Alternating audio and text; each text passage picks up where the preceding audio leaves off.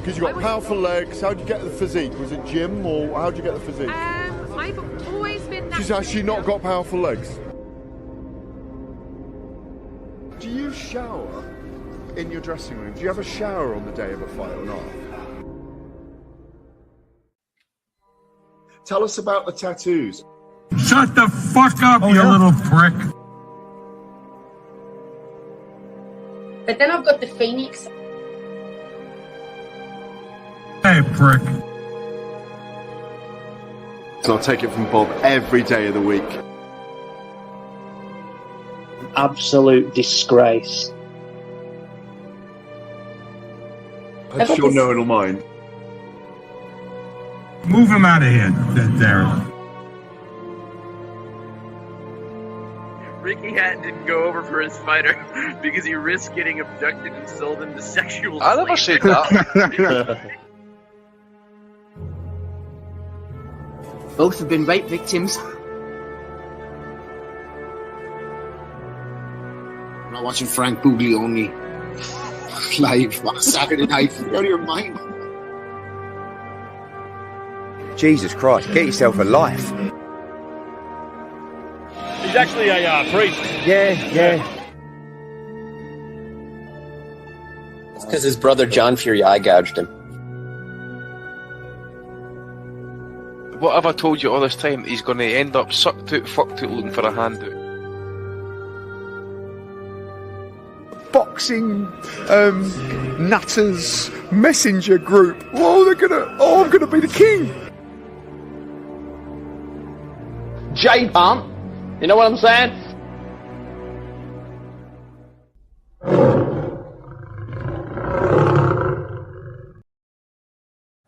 Welcome, everyone, to the 576th edition of the Boxing Asylum Nuthouse, a proud member of the Sports Social Network, and you can find us on at 8 p.m. every Sunday in the UK, 3 p.m. Eastern in the United States, and 12 o'clock Pacific, and it's like probably in another day in Asia or something like that. So you'll see it when you see it. We are just me and Andy today, but we're coming back and reviewing 2 weeks of action that have come upon us, and some excellent fights, some big upsets that happened. It's almost like, where do we start out today? But I think we'll start out.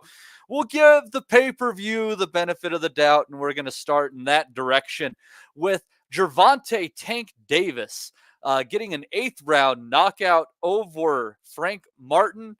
It was an interesting affair, probably through about 6 rounds, and then Tank really started figuring it out in the 7th. Before in the 8th round, he had Martin backed up against the ropes, snuck in a sneaky uppercut, followed it up with a hard left over the top, and it was night for Frank the Ghost Martin. Andy, they're obviously Tank Davis, one of the hardest punchers in the sport, but I think he also has one of the highest IQs of anybody in the sport. He finds the openings. It might take him a while. There might be moments where you're like, God, is this guy really as good as we think he is? And then all of a sudden, he finds what he's looking for. Lights out, game over. That's the main thing, mate. What the concern for me would be is, like, obviously he loses rounds. This is nothing new. He's always lost rounds and always flips the script and just knocks the guy out. I would probably say maybe the inactivity levels probably kind of hasn't helped him a little bit in that as well. And I would say Martin, I thought as good as what he did, Frank Martin, I think he was doing everything he could just to remain competitive and be in that fight. Because you could see gradually it was the mental pressure. Just Davis doesn't throw a lot of punches, but when he does, he starts teeing off on you. He obviously starts hurting you in that. But what was happening is he was putting the mental pressure on Martin. He was walking him over the ring, getting him into ropes. That he was making Martin work physically. Even when he wasn't even throwing punches, he's having to move. He's obviously covering up, that type of thing. I think around about the 6th and 7th round, you could literally see. I think it was after the 6th or the 7th anyway. You could see Martin go back to the corner, and you could literally see it on his face that the gas is starting to run out a little bit. And then obviously the finish was just emphatic. I mean, obviously the uppercut alone, you could literally just completely stuns him. And then obviously the left hand itself, mate, just literally rearranges his entire senses. Fair play to Martin. He did get up pretty soon afterwards, to be fair in that. But It was okay fight, but I just got that impression that Tank was possibly just shaking off the rust. He hasn't fought for over a year. He's got to kind of learn to put the past behind him, that type of thing. All the things outside the ring, focus on his career, the family, whatever it's going to be. Stay away from trouble and get back in the ring soon as possible, because big fights are there for him. And I did see some comments during, I think it was last week anyway. I seen a video about Bob Arum talking about mentioning Lomachenko talks are in discussion, so to speak, in the background. I don't know how true that is. Bob could just be bullshitting us, who knows? But ideally, that would be a great fight to happen next, because really, a Garcia rematch does nothing for me at this point. Well, he's such a fucking dickhead. Yeah, with that as well, mate. We'll get to that later. We'll get to that later. You got Shakur Stevenson as well, but I don't know if Bob would be interested in that one. But Lomachenko, I think, would be the ideal opportunity for us. He's available to fight just now. Fight could be made for later on this year without doubt. Who knows? So it's just hopefully Davis's situations outside the ring is over. I think he had some like house arrest details still to iron out or whatever it was. So hopefully all that's behind him and he can focus on his career, because we need him active, because at the end of the day he is one of the key figures of the sport now. Knockouts sell, and that's what we need. We need to see it more active. So back in the ring as soon as possible, please. And as I say, hopefully stays out of trouble. Yeah, I mean, that's going to be the biggest thing for him is trying to just stay out of trouble, because, I mean, the talent's there. There's plenty of opponents. It's just a matter of making these fights. I kind of feel like he's kind of in that Mayweather at welterweight moment where he's just, he's beating, all the top-ranked contenders and stuff, but he's just not making it happen with the other champions and such. So, but I don't know.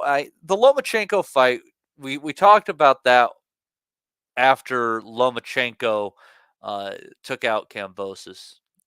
And it seemed like a fight that like none of us really wanted, just because we feel like that fight has already been decided. And I wonder if we're not maybe jumping to conclusions at that point in time. I mean, Lomachenko, an absolutely incredible fighter. And if you look at the troubles that Tank had with Cruz, who is a fighter who's on the smaller side of things, it kind of started to make me think, Andy, that maybe Tank might have a problem with a smaller fighter. And I mean, especially a guy like Loma, who's got far better footwork than Pitbull Cruz. Maybe we were missing something there, and it's more interesting than we initially thought.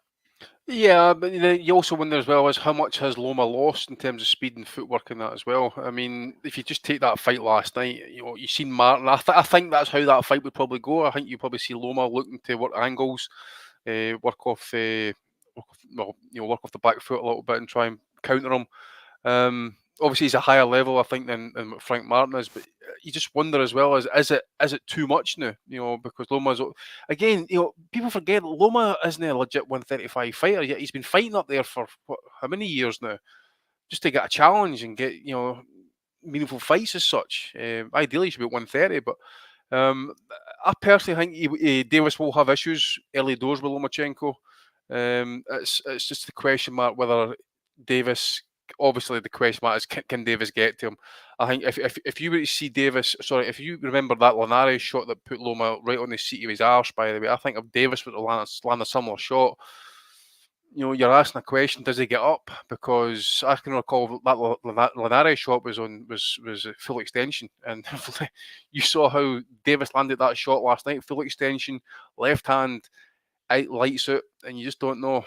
You just don't know. So it's not a foregone conclusion for me, actually. I think it's a competitive fight, definitely, but it's more a question as to whether Loma's still got the stamina and whether Davis can get to him. And I wouldn't be surprised if Davis could catch him in the end, actually.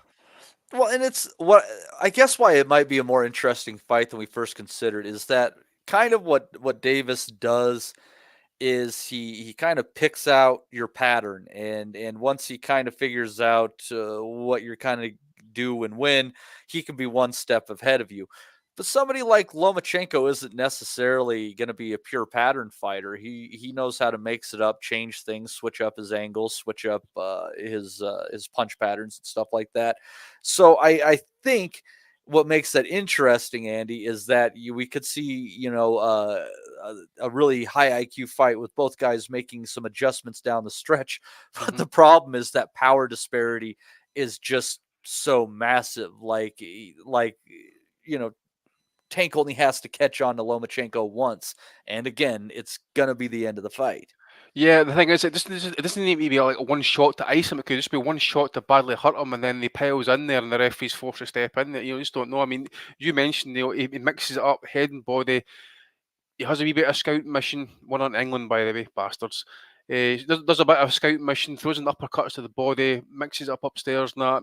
He did have problems last night. I think he can walk in straight lines and that as well. I think Martin's jab is pretty snappy, pretty decent. But once Davis started bringing the left hand into play, as I mentioned, it was the right uppercut and that as well. Technically, he is impressive when he starts putting it all together, especially with some of those brutal punches and that. Technically, he's absolutely brilliant. As I said, the main thing is going to be I don't know if he gets frustrated in fights when he's like chasing these guys, that type of thing, and that, and he starts like launching, howitzers at them. But I just think Loma has got that wee ability to basically definitely frustrate him. But I just think as well as it's at this time, it's probably the right, boxing's all about timing, and I think this is the right time for maybe Davis to get Lomachenko actually. Yeah, it is the right time. It just feels like that. I think Bob's mentioned it as well, and I think Bob is probably kind of like edging towards maybe a cash out as well, actually.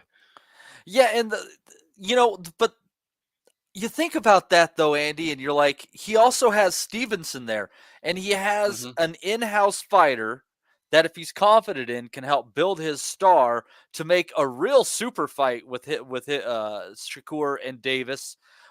This is one of those times, as much as like I criticize Aaron for keeping too much in-house, this is one of those times where I was like, why wouldn't he keep it in-house? That doesn't quite make sense to me. You mean Loma fighting Stevenson? Yeah, that fight makes more sense. I don't know. It makes more sense in terms of, it keeps it in-house. I don't think it makes the business sense, so in terms of like the money, and if you want to cash Lomachenko out, you want to try and get the biggest fight possible. Davis is the biggest fight possible at this point in terms of money. Stevenson, just, again, mate, a good fighter, really good fighter, but then it's like, what he done for me lately? He's been awful in his last couple of fights, for what I can recall. So yeah, look, I think Bob's had some issues with me in that as well. It doesn't matter anyway. I just think I take the point, but I just don't think it's the right fight financially for Bob, really, and probably for Davis and for Lomachenko and that as well. I think Loma has probably got, I don't even want to guess how many fights he's got left. The guy's had a long bloody career, adding that amateur stuff, but 1-2 fights max, possibly. If this is his last fight, then why not just take it out on take him against the biggest one possible? And to me, it's Davis. I just don't think there's anything other than that, actually, unless you want to bring him. Just have a quick look at the weight below, actually. Nothing in the weight below you want to fancy bringing them down for. Oscar Valdez makes nothing. And I just can't see a 140 move to a rematch with Haney or Lopez, and Matias has been dethroned. So, yeah, Davis is the obvious pick. Yeah, I guess that might be the way it goes, but we'll see. I mean, these rumors pop up all the time in boxing. Dom is supposed to be joining us here, so it's not just two guys. He's supposed to be here pretty close now. We'll move on to the next fight real quick, and we might circle back later, give Dom his piece on that.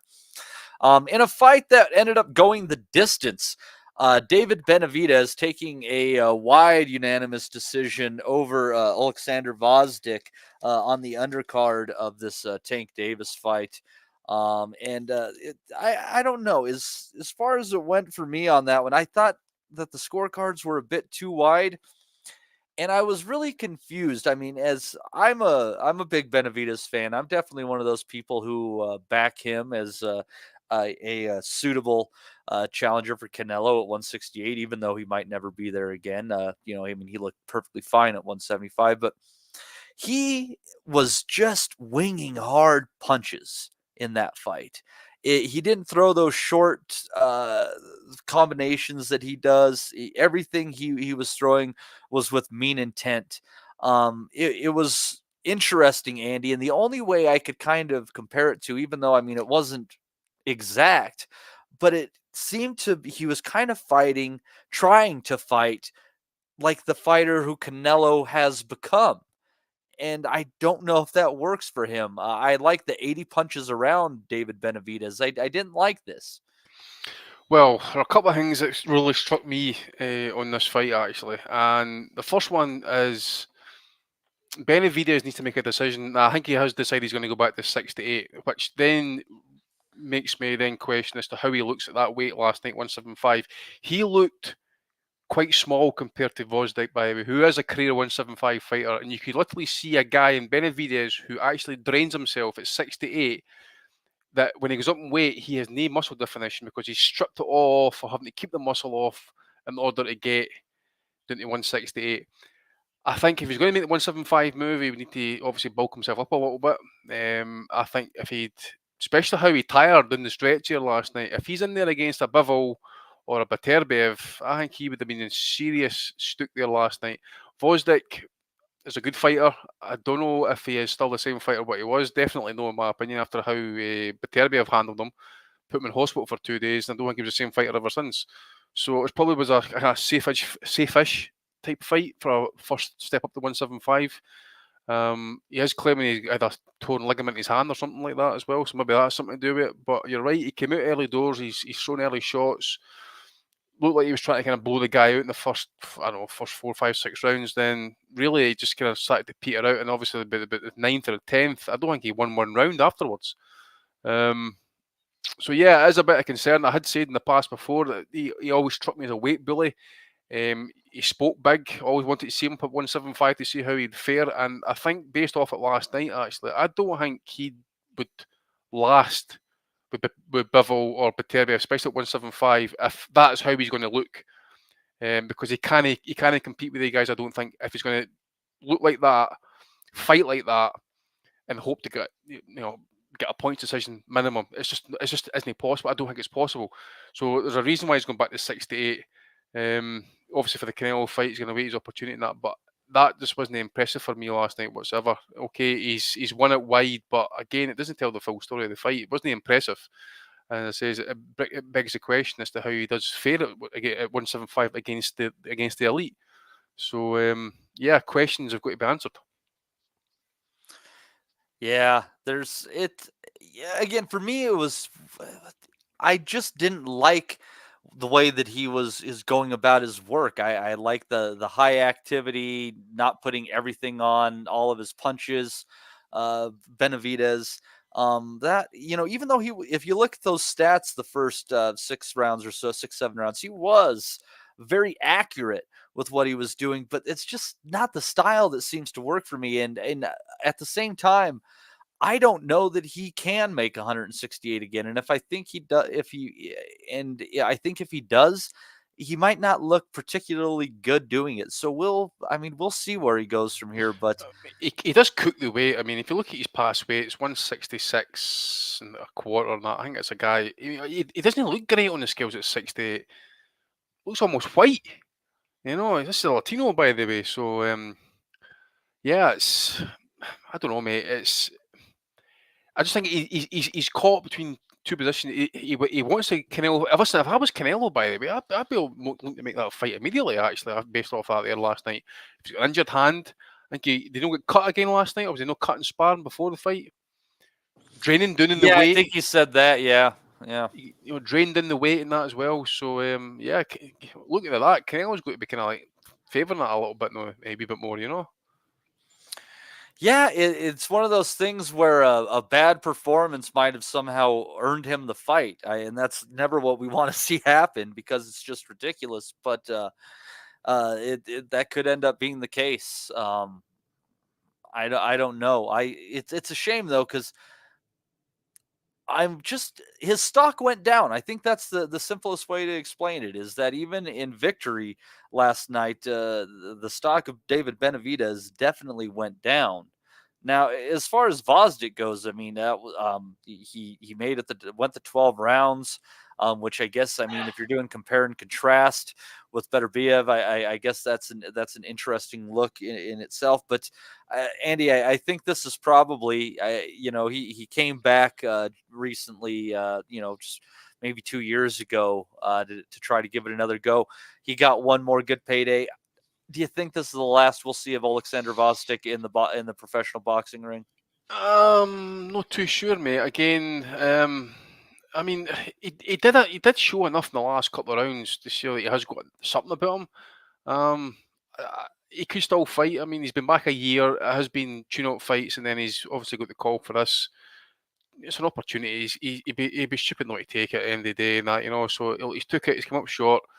It's up to him. I personally think, you know, it's his career, but I think he should retire because obviously we've mentioned the Beterbiev fight, we've mentioned the Stevenson fight in the past and that as well. Both heavy weather fights and that, and he took a lot of punishment in them. So unless he needs the cash, he doesn't really need it in terms of his health and that, I don't think. So, but yeah, look, I don't think he took a lot of punishment there last night. On the other hand, and that as well, as I say, he did finish quite strong. So, yeah, he wasn't the guy puffing at the end, was he? Yeah, and as I say, he looked in better physical shape as well. But it just begs the question: what did they have left? Could he not have done a wee bit more in the early half of the fight? Okay, Benavidez started quicker than that, but once he started to slow down a little bit, start picking up the pace, use your natural size better than that. But it just didn't seem to have it there. So you just ask the question: he's possibly shot.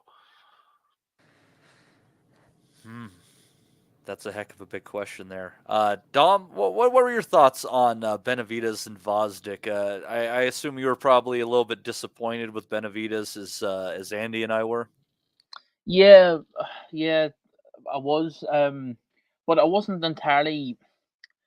Well, let me think now. I don't know if I would say I was completely disappointed in the sense that I always questioned whether his ability to bully guys would translate up to light heavyweight. Even guys like Gvozdyk who are, Andy was just saying he's definitely seen better days, and he doesn't have, he no longer has the sort of attacking output that he had around the time that he was fighting Stevenson and Beterbiev. He looked pretty content there last night to just see out the 12 rounds. But yeah, Benavidez, he didn't. I think it, he didn't have the ability to push Gvozdyk around the way he had the ability to push guys like Caleb Plant around, and the weight of shot just didn't carry up to light heavyweight. So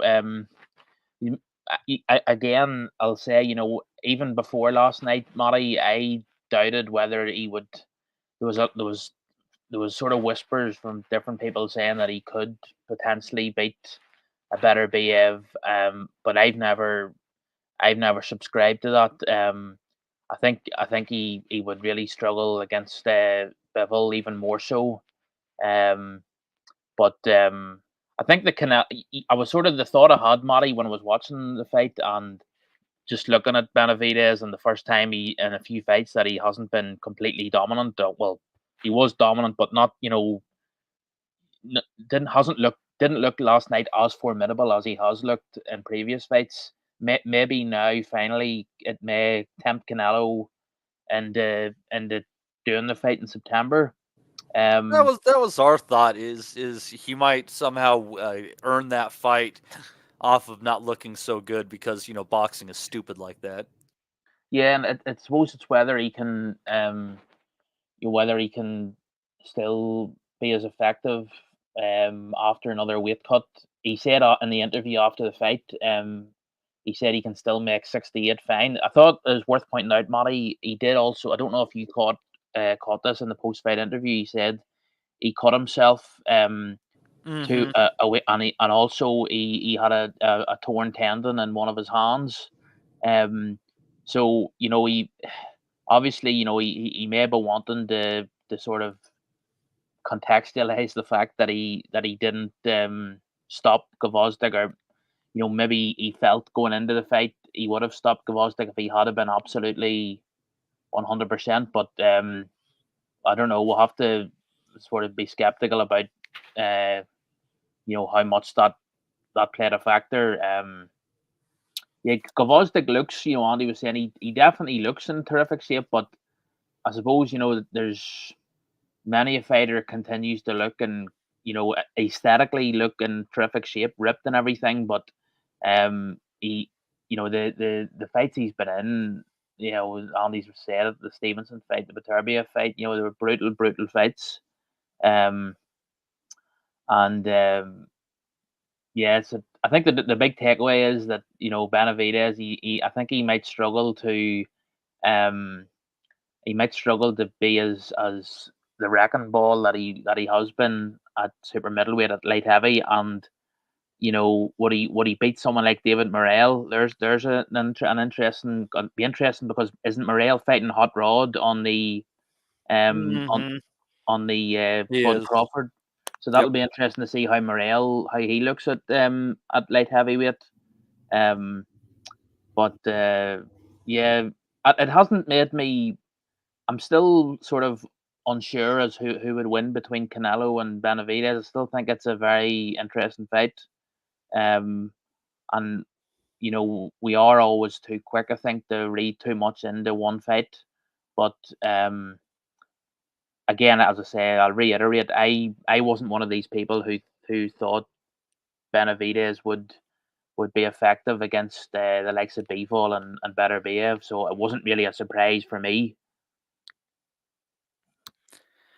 Yeah, I think 175 is still an interesting division. I'd like to see Benavidez hang out there. I don't know. I feel like he'd kill himself trying to make 168 again. He's just such a big guy.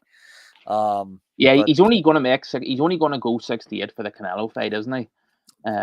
That's the only thing that seems to be worth the money, because even Morrell is, I think this fight for him is at 175. So yeah, Morrell's huge as well. I mean, he might be staying at light heavyweight. So it's just interesting. It's hard to know whether he has it in him to be that same destructive force.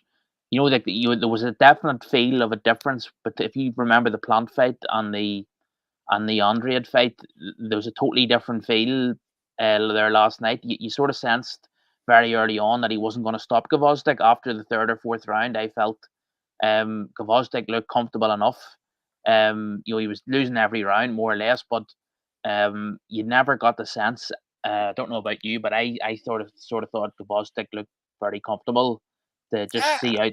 I thought around like it might have been the 6th. I thought that Benavidez buzzed him pretty good, but then I kind of think in that round, or maybe the one after, he kind of emptied his tank a little bit too much. I don't think his conditioning was as good as it could have been, and sometimes I think that's what happens to fighters when they jump a weight class like that. They're thinking, since I don't have to work as hard to make the weight, and they start maybe cutting some corners in camps that they weren't doing previously. Like you should work just as hard as you were in camp to make 168 as you are at 175. You should just alter your diet so that you're a little better nourished during camp, but you should keep putting the work in. And I'm afraid maybe he didn't. So we don't know. I mean, I don't think he comes across as the sort of guy who would easily reach for excuses. I think my hunch is that he's probably genuinely, he maybe other fighters would have pulled out with the cut and the injury to the hand. But I sort of got the sense he was trying to say that he felt for his momentum and for, hopes of maybe getting the Canelo fight, he had to take the fight. Let me throw this out to you guys. I think I was just thinking about this because it's like he's a very good fighter, and the competition level, it's tough. But I think the Mexican American fighter I would most compare him to is Fernando Vargas. He's almost got enough to be at the best. He's tough as a son of a bitch, but there's just a little bit of something as far as the way he lives his life, the way he might train, that keeps him from really being at that top level. And I think that might be it. I don't know. Do you guys think I might be onto something? I wouldn't. I would put the emphasis more on the fact that if we're thinking about how he might do it light heavyweight, I just think he's looking at guys in Bivol and Beterbiev who would be very hard to beat in any era of light heavyweights. No, they're incredible. Absolutely So, incredible and fighters. I do still want the reason that I really want to see the Canelo fight is because I think what makes Benavidez such a proposition at super middle is his hand speed, is his ability to put the combination, the punches together in combination, and he has something that Munguia doesn't have. And he could definitely. Oh, I think he's much more athletic. He's he's quicker more and he's more athletic. he's quicker hands and greater volume. And I think he's got far more than Munguia. So it hasn't really changed my desire to see that fight, or even my belief that he might be able to beat Canelo. But um, it's it's just to be a shame if it doesn't happen. But I would definitely prefer him to fight Canelo than go straight to fight the winner of Bivol and Beterbiev. A lot of people would love to see the Beterbiev fight because they think it would be tremendous action, but I think he would get stopped personally. I definitely think he would get stopped. But have you discussed Tank? Yeah, and if you could get in that real quick because we Yeah. do have 2 weeks to cover here. Yeah, I know. No, I'll just the overriding thought I had was, we need to see him fighting one of the big guys. That was, I thought, very predictable what was going to happen. The uppercut was the big left hand was there, but it was the uppercut before it that really that teed it up. So yeah, I just want to see him in with Shakur or someone or Haney. I don't want to see the Ryan Garcia rematch. I saw Ryan Garcia going over to him. I don't really understand why Ryan Garcia is being promoted into these discussions and not being boycotted by all and sundry, which he should be. He's such a dickhead. Just really, I don't know why Tank is entertaining it. I mean, there's obviously. Do you want me to tell you why, Dub? Yes, I know it's huge. It would be It is the only fight in the last 2 years, I think, which has sold more than 1 million pay-per-views stateside. The only one. Yeah, Tank it's huge. and Garcia. It's huge business, and if Garcia's not cheating, then it's an easy fight really for Tank. But it'd just be a shame. I think we all believe that Tank can probably beat all of these guys, but that's not enough yet. It has to be shown. So yeah, on to whatever you want to talk to there, Matty.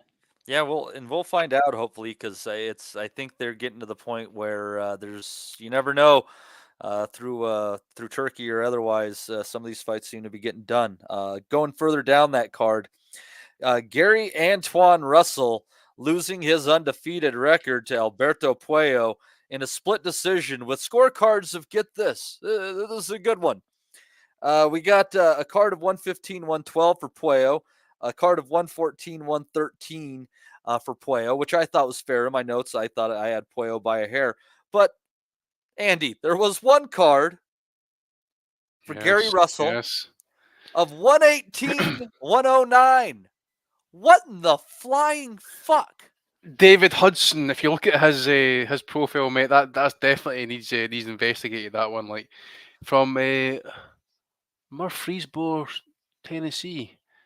Yeah, I've obviously been smoking too much herb in there, mate. He's fucking Hillbilly Central. That's the problem. There are a couple of things about this fight. Obviously, the first one I want to mention, Russell's corner work, man. That end swell they put on his fucking face. What is this? Phantom of the Opera or some shit, man? The man in the iron mask. The Russell family mask. Yeah. Oh, I had to laugh. Was it Mannix that came out with mask on, mask off? Absolutely. Oh, Mannix. I think someone said the man in the man. The film that Leo DiCaprio was in. The man in the iron mask. But I was actually getting visions. You've ever seen the film Vanilla Sky with Tom Cruise? Aye. and he says to him, "What's that?" He says, "It's a fucking mask."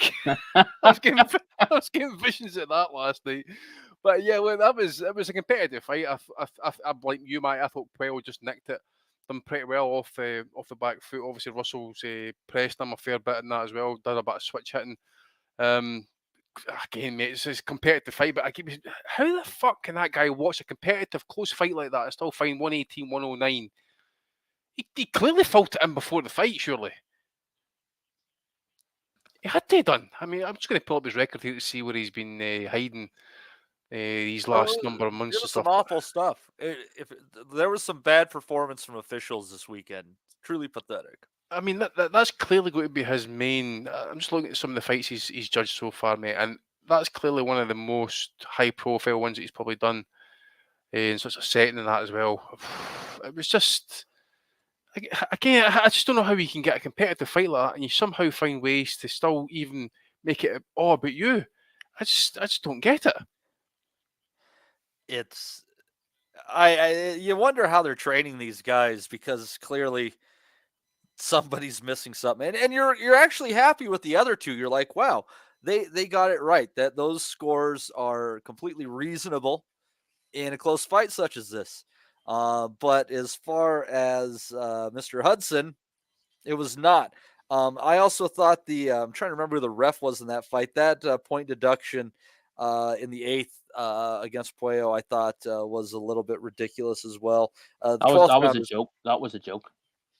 Yeah, the 12th round was some pretty good fun in there. Actually, it wasn't the most entertaining fight ever, but it had its moments. The 12th was pretty good. Dom, what did you think of the scorecards? Do you think that 2 of the judges got it right? Yeah, I agree with Andy. I thought Puello edged it. What was the read it out to me again? What was the score of the guy who gave it? 118-109. So Puello, I think he got a point deducted for holding, or was it ahead? That's 10 rounds. That's an 118-110. Yeah, that's 10-2, and that's just, how do you? So he's clearly just gave it to Russell because he's clearly thought he's more the aggressive fighter, right? Because trying to remember, I think Puello was basically doing most of his work off the back foot. He's cagey. Yeah. But he was very crafty defensively. Yeah. I thought Puello, and anytime he was doubling up and tripling up on the attacks off the ropes. I thought he was, and Russell looked, he was backing off a bit the longer the fight went on. He was marked up as well, swelled up. Yeah, he was just unfathomable scoring. But it's sort of interesting with Puello, because I had actually forgotten. I only realized he was on the undercard earlier in the day, yesterday, and I didn't even know he had a bout before Christmas, which was his comeback fight after the ban. Yeah, there was a funny moment. I don't know if either of you has picked up on it. Mauro Ranallo was on fire on commentary all night. He was like unleashed, and he sort of referenced the drugs fail for a fertility drug. At the beginning of the fight, and he sort of said, it was to help his wife conceive, and he said, well, he's now a proud papa, so happy Father's Day to him, but he's in deep here against Gary Antoine Russell. But good old Mauro. He was even better the previous fight, which was no surprise because it was such a bad fight. But he was even more outrageous in the Gausha Adames fight. But Gary Antoine Russell, I had this thought, Matty, given the night that was in it, we'll probably get on to Matias in a while, but I thought there was a theme, and you've just talked about Benavidez, and now we're talking about Gary Antoine Russell.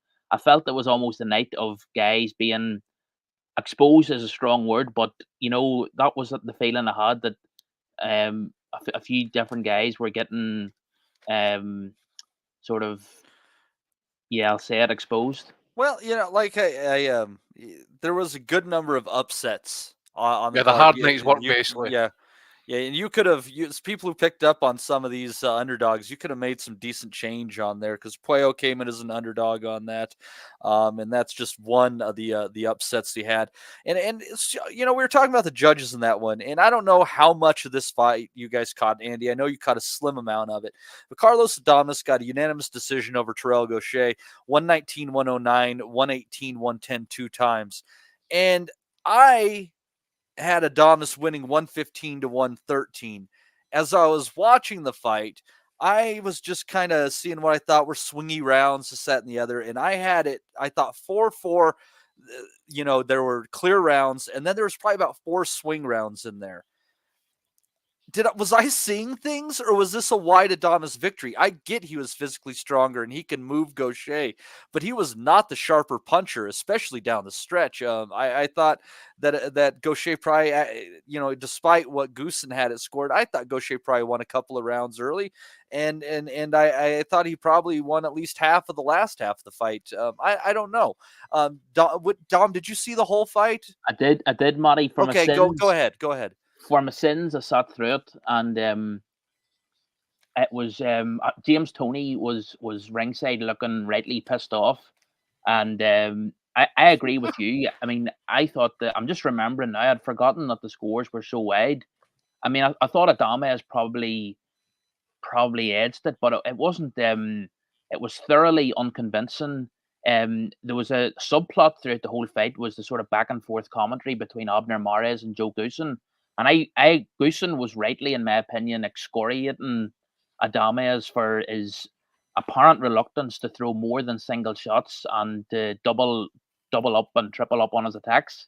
He was just putting single attacks together, and because that's what makes him so physically imposing. Is he just throws these big hard shots at you and pushes you back. And you see, this is why this is what Goosen was saying. Goosen was saying it's not as if Gausha has a reputation for being this devastating puncher, and Abner Mares kept saying, well, he's worried about the Gausha's job, and Goosen was saying, well, there's a number of different things you can do with the job. You can parry it, you can slip it, you can ride it, but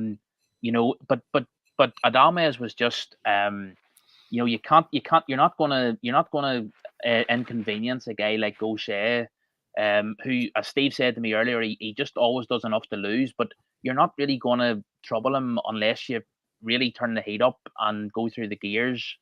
And Adames, I had the sense I had after watching the fight, Matty, was that I would give Hamza Shiraz, who we saw recently in Saudi Arabia, I would give him a very good chance of beating Adames. It just really underscored how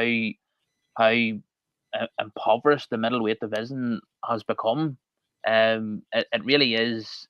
I mean, even if you think back to the times when you had Pavlik and Sergio Martinez, which wasn't an especially strong time of middleweights historically speaking, but it would be way better than what was seen at the minute. So, well, and you could appreciate how the middleweight lineal title was changing hands during that time, with Hopkins to Taylor to Pavlik, Pavlik to Martinez. I could appreciate that.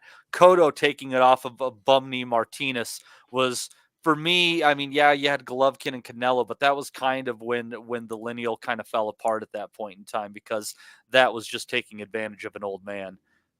Yeah, I mean, and then Goosen was actually talking in the commentary, he was referring back to an even earlier period, a truly halcyon time of middleweights. He was talking about his time working with Michael Nunn, and I was just, I just laughed to myself. I just thought, neither of those guys would have seen the second half of the fight against Nunn. They would have been out of there inside 6 rounds. But the late 80s to 90s middleweights would have beat the living shit out of those guys. I mean, let's go like, post Hagler, Leonard, and I mean, it'd just be like talking. I mean, Eubank, Ben, McCallum, McClellan, Gerald McClellan would have Julian Jackson knocked their fucking head off their shoulders. Julian Jackson, Hurl, Bomber Graham. I mean, but just to go back on them, Hagler would have clowned both of those motherfuckers. Hagler against Gausha might actually probably have been one of the most boring fights you could imagine, if you could ever make that fight in your mind. But anyhow, I mean, it was just going back to Ronaldo. There was a great moment when they were discussing Adames' as sort of incomprehensibly low output, and that already mentioned about Adames being one of 34 siblings. Big shout out to Santiago Adames back home, the late Santiago Adames back home in the Dominican Republic, for sharing an army. But Ronaldo just said, hopefully we can get Adames to throw at least as many punches per round as he has siblings. Yeah, his dad, like his schedule just had to basically have been like, wake up, fuck, go to work, come home, eat dinner, fuck, sleep, fuck, fuck? Like, how do you even get there? Or is like, and it couldn't have been one woman. You couldn't have been one woman. I don't think, Dom, unless she had like quintuplets multiple times. Anyhow. Let's see here. And silence hits the room. I'm going to go ahead and keep moving this along. Another upset on that card. I don't know if you guys caught this one. This was on the YouTube portion of the telecast. Kyrone Davis taking a split decision over a highly touted prospect, Elijah Garcia.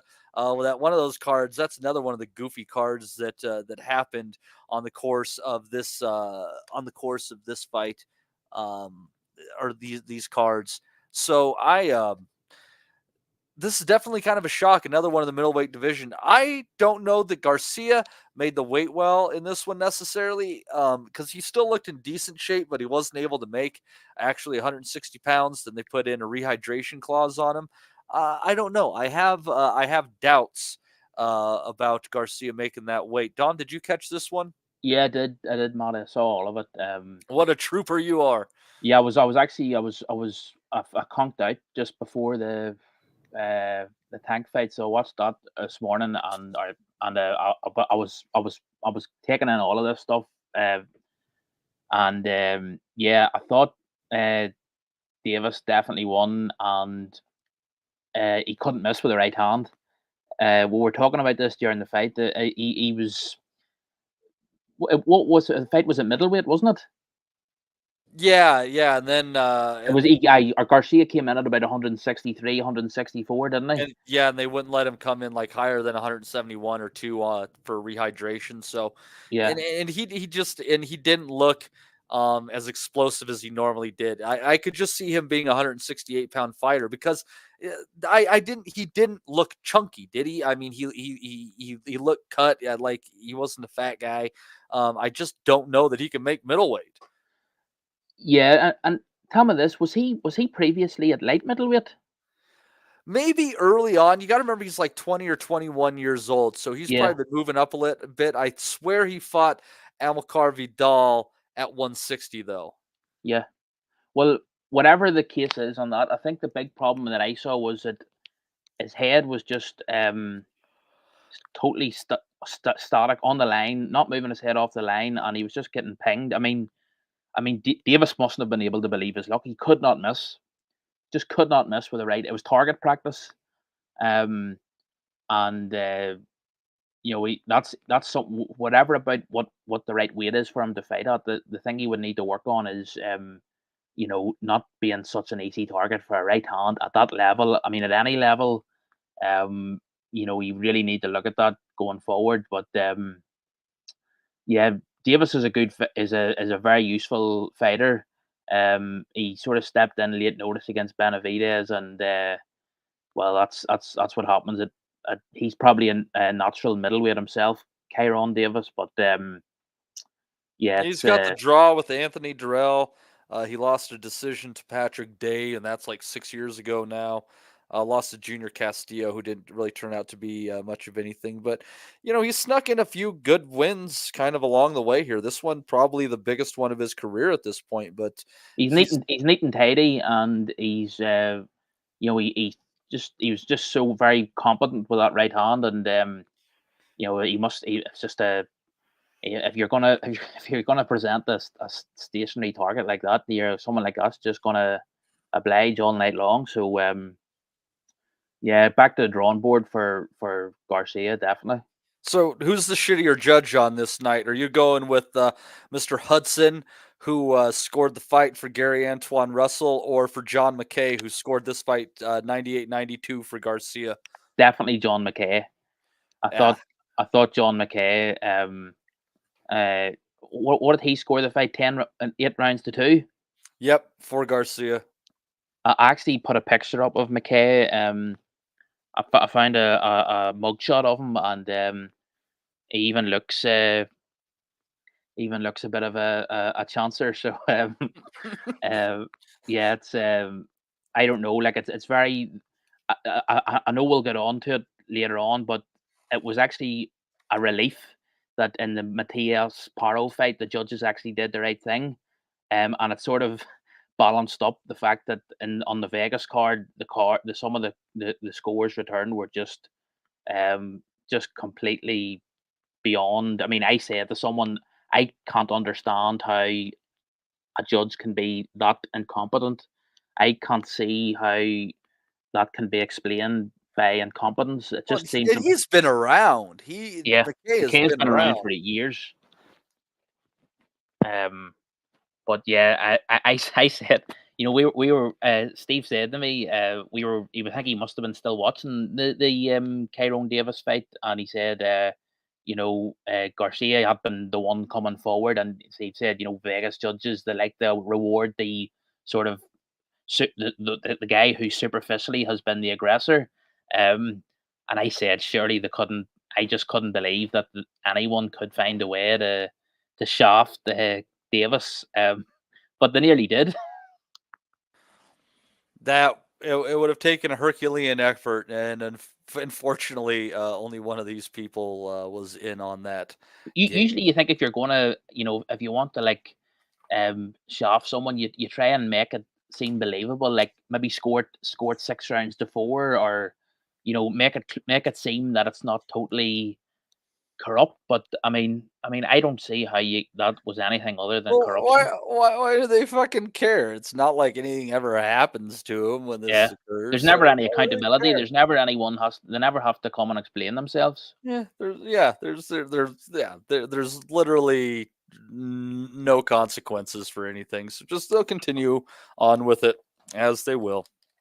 And thankful for the other 2 judges, it didn't shaft the guy who deserved it. So, but there's going to be one more official that I think is going to be worth mentioning, and we'll get to him, somewhere amidst this. We're going to move it on. This should be a new feature, Marty. It is. Yeah. I this week I think is going to be the first week of the Adelaide Bird Boxing Official of the Week. So. Liam Paro, shocking everybody, beating the monster. Rob loves Adelaide Bird because she scored Calzaghe Hopkins, the Hopkins. Yeah, she did, bitch. Anyways, Liam Paro, surprising everybody, taking out the monster that is Subriel Matias, just making him look simple. He was able to hold him up close. He was able to move at times. He kept his hands active. All those things that we've talked about you would need to do to beat Matias. Liam Paro was able to put together that performance last night, and it was tremendously surprising for a lot of people who just didn't see this coming. Even late in the fight, everyone's just waiting for Matias to step it up, and he just didn't have it. Even Luis Pabon getting in there, taking a point from Paro in the 7th for a shot behind the head, I guess. It was absolutely ridiculous. But I don't know, Andy. What are your thoughts on this fight? It was I'm just absolutely impressed with Paro. He was just he did everything that you have to do to make a pressure fighter and a puncher nullified. Yeah, so just on the topic of the official of the week, mate, I think Luis Pabon needs to be getting the top billing this week. I thought his performance last night was a disgrace. Getting involved in a fight when he didn't really need to. Yeah, the difference between him and the judges is he's on camera being biased. That's the thing. I think he's like hard warnings in the corner and that as well. Watch your heads. Well, dude, the guy's fucking fighting on the inside. He's got his hands up. He's not literally leading with the head. He's just going in there, chin down, as you're taught, on the inside and covering up. You get your head in close to try and limit the distance to punches and that, and try and block them as much as you can. And you're saying, I've never seen any punch behind the head. I can't remember if there was any allegations of low blows and that as well. But anyway, Pabon was on his ass, and I just thought it was unfair. I think even the commentary team mentioned that as well. But that said, I thought it was a great fight. I can't remember if we discussed this fight before when I was last on the show, but if I did, I don't think I would have gave Paro much a chance, to be fair. I didn't see him putting in this type of performance. But what he did do was basically, as Dom was able to see with the expression that Dom used, and that exposed holes or flaws in Matias's game, and it's the fact is he's got to set his feet and try and get those punches off.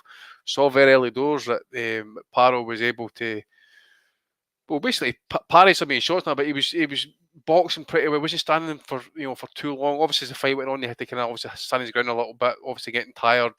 Matias is a good fighter, and he is going to land some shots. And he is going to make you stand and trade at some point. But I just thought that the rhythm that Paro put into that fight was the telling factor as to how he won the fight, because it just upset everything that Matias tried to do. Obviously, Matias is getting a wee bit kind of frustrated now, obviously, in that as well. I just think, obviously, was it the 7th and 8th? I think Matias was starting to get on top a little bit. Obviously, as I say, he is a good fighter. He is going to have his moments in that. But yeah, it was around that time when the point deduction was, and it was almost like the referee kind of sucked a little bit of the life out of Paro, and he had to get his second wind and get the his corner said to him, mentality built again. Yeah, the corner was saying, look, fuck what the referee saying. Forget about that. Just next round, do what you're doing. Stick to the plan. And I think Trinidad Tito, when he was at ringside, I'm sure the translator even says, Matias is going to set this up with a jab. He just kind of keep walking in, because he was walking in trying to tee off him big shots. By that point, Paro's landed a few of his shots, and he's out of distance, or he's backing off. And at that point, Matias has got to then readjust his feet. He's got to lumber forward. But it was a really good fight, brilliant fight for two good boxers, actually, to be fair. It's big respect to Paro, because I never really gave him much a chance, to be fair, especially that being in Puerto Rico and that as well. I thought Matias would have stepped it up a little bit. Struggled bigly at times, bigly. I thought massively. I felt definitely we need to learn for that one. I don't know if we'll get a rematch next, or if maybe Matias will move up in weight. I'm not too sure, but if there's a rematch, it'll probably happen in Australia.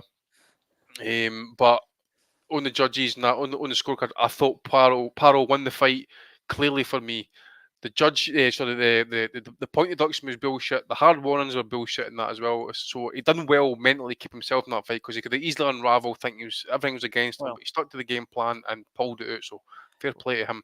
Well, last week last show, I was asking you guys, all these guys are around like a 9-2 underdog with the books. Who do you think has the best chance? And nobody really went for Paro, but there was one thing that you were forgetting in the world of intangibles.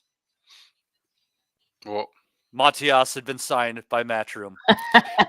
Yeah, but then again, so had Paro's a Matchroom fighter as well, doesn't he? He is. Yeah, he is. But so Eddie Hearn and Don King walking in with the champion and walking out with the champion. Basically, Don King does a deal. Don King walks in with the champion. But I think the fact that the fight was in Puerto Rico, there was a sense, perhaps, I think Matty is not unjustified in believing that Matias was the house fighter, that Matchroom maybe wanted him to win more. I mean, the interesting thing was there were whispers before the fight was signed that when the two teams were negotiating, that Paro was actually dragging his feet, or Paro's team were dragging their feet, and maybe not to maybe they were just trying to get the best deal possible. But anyway, let Rob come in there, Matty, because I think he's only on for a second. Yeah, it's fantastic. Rob is joining us, taking a break from his journey to masturbate in every country across the European Union. Rob, how's it going out there? It's going good. We sold ourselves. Sunshine out, mate.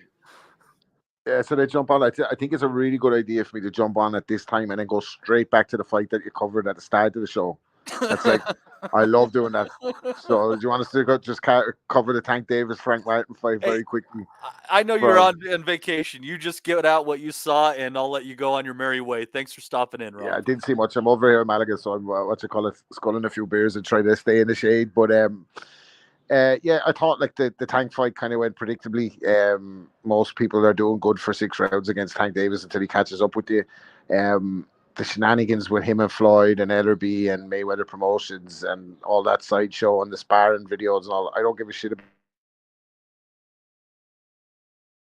it's Ellerby and Tank together, and there's whispers of the Lomachenko fight. That's kind of what I want to see now, because I knew Davis was going to smash Tank. Tank was going to smash Frank once he caught up with him. And now Lomachenko beat Kambosos like a fucking double-ended heavy bag on the road shows that he's still got something. So that's a fight I want to see. I think that's a fight that Lomachenko could be winning every second of every.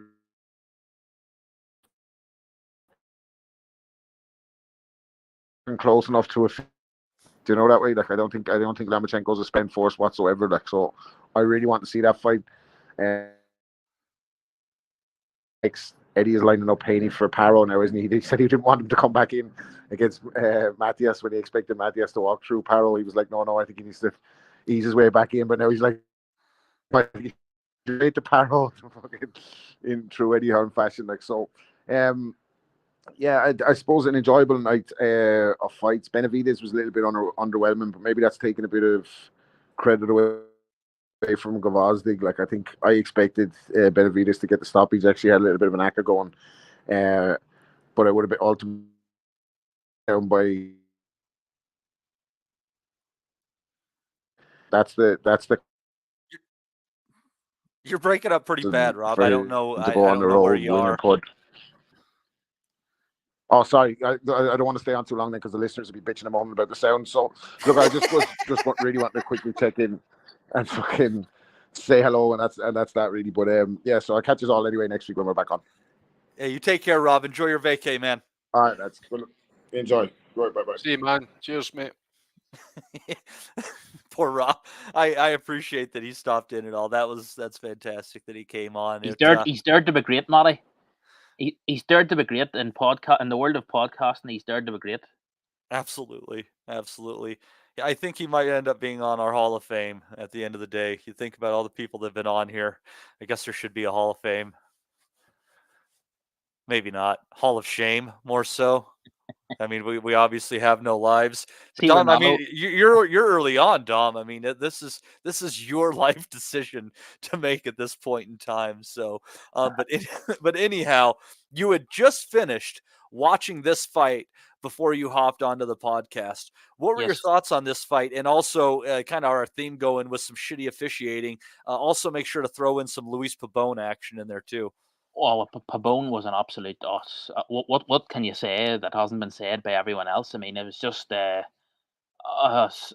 sickening officiating. I mean, he was on Paro right from the very beginning, from early in the first round. He was on him, and I don't know if a few people mentioned it during the fight. Some people were watching Pabon closely, and they could see that he was just looking exclusively at Paro. He wasn't looking at the action or looking at both fighters. He was just completely focused on Paro. Yeah, wasn't he just like staring at him, like just looking for a reason? Yeah, exactly. That's the only conclusion that I could come to. And I also saw the look of sheer disappointment on his face at the end of every round when Paro had gotten to the end of another round without being thrown out. I wish I had a screen cap of when he raised Paro's arm. I didn't see the look on his face, but I'm sure it was pretty good. I mean, it was the what was the point for hitting behind the back of the head? Yeah, that's what he said. I mean, he barely touched him behind the back. I mean, it was I thought it was. And it wasn't a frequent thing. He said, like, I have warned you many times. I'm like, I think he might have warned him once, and I don't even think I saw Paro do it that time.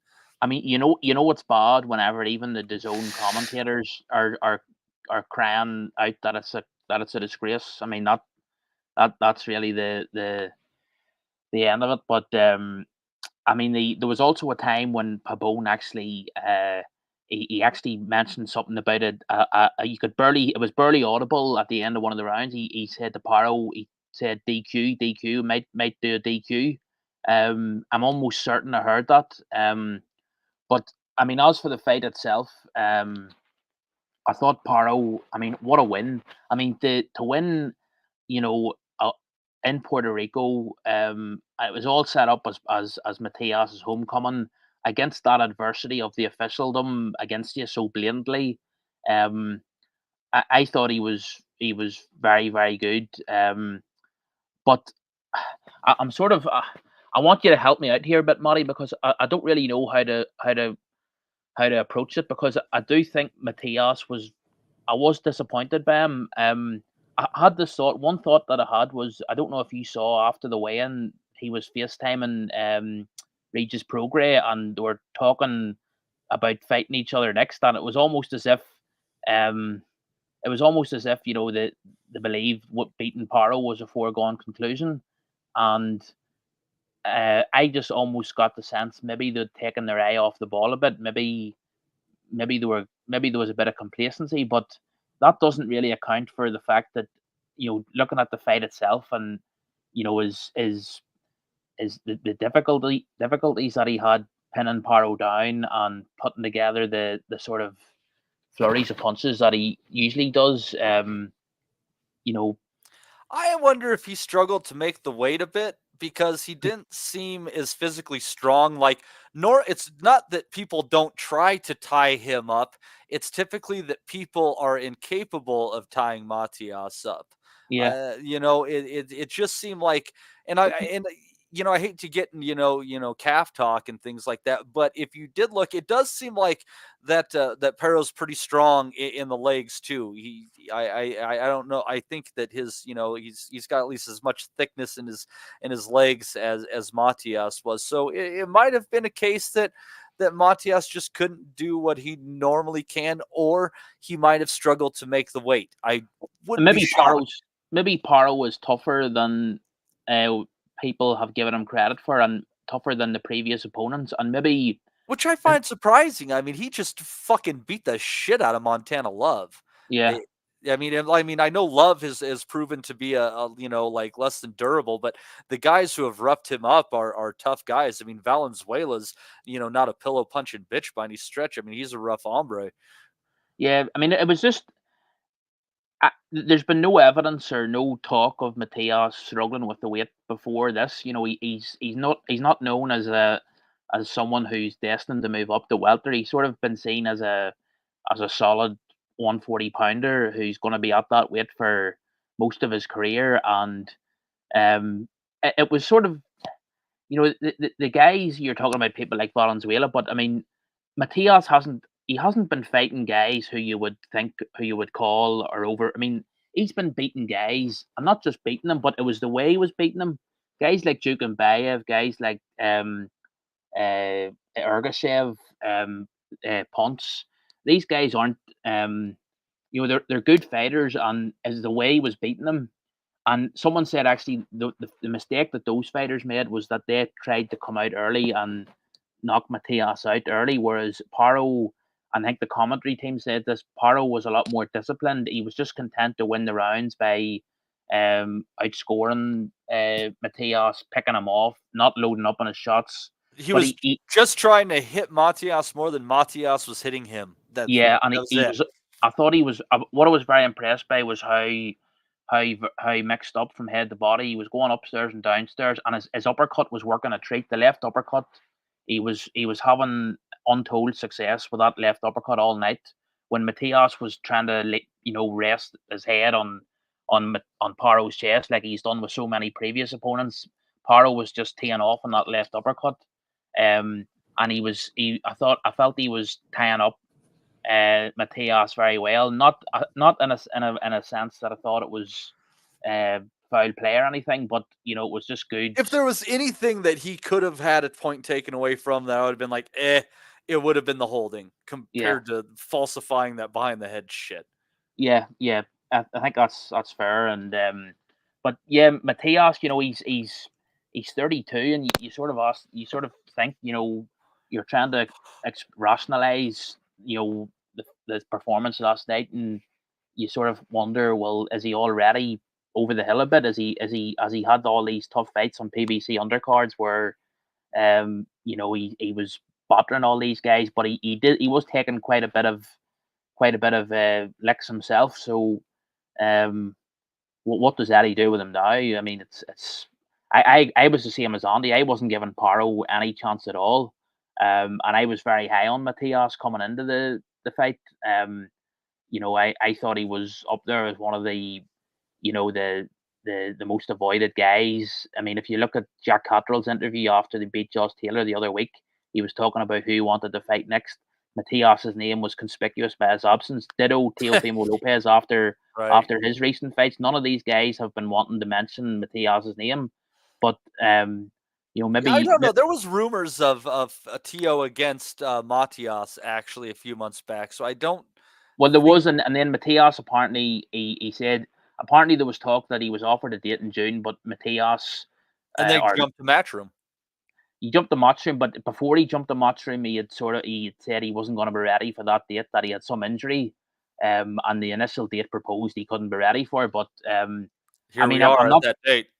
Yeah, I'm not saying that I would have fancied him to beat Teofimo before last night, because I think there was always a sense that Teofimo had the style to he could do everything Paro was doing, but with more athleticism. That's the thing. I think he could have stopped Matias. It's not to jump too far ahead in the show, but the same reasons I ultimately think he would have beat Matias in a more rugged fight is why I think Tio is going to smoke Steve Claggett, who I have a lot of time for. I mean, I was just looking at Matias the last 2 or 3 rounds, and I was interested around the 6th round. I thought he was actually starting to get the end of the 6th round. The last sort of minute of the 6th round, he had a very good spell, and then Paro's corner were imploring him to breathe, during that break between the 6th and 7th round. And Paro looked in trouble on a stool in between those rounds, and then he got the point deducted at the start of the 7th, and you thought, well, the momentum's going in Matias's direction here, but he wasn't able to consolidate that or build on it, and by the time the fight got to around 10-11, I looked at Matias and he was looking ragged. He was looking frustrated with himself. The taping on the glove was coming loose. He just looked not the sort of force that he has looked in previous fights. So there was definitely I'm not going to say that he was completely exposed, but there was flaws that were revealed, and that probably put a ceiling on what he can do. But put it in context, I mean, they've always existed. I mean, an Anyan didn't beat him, based off of nothing. Yeah, I think everyone thought, though, that the Anyan fight was coming off the back of the Dadashev fight, and that Matias was suffering a hangover from what had happened in the Dadashev fight.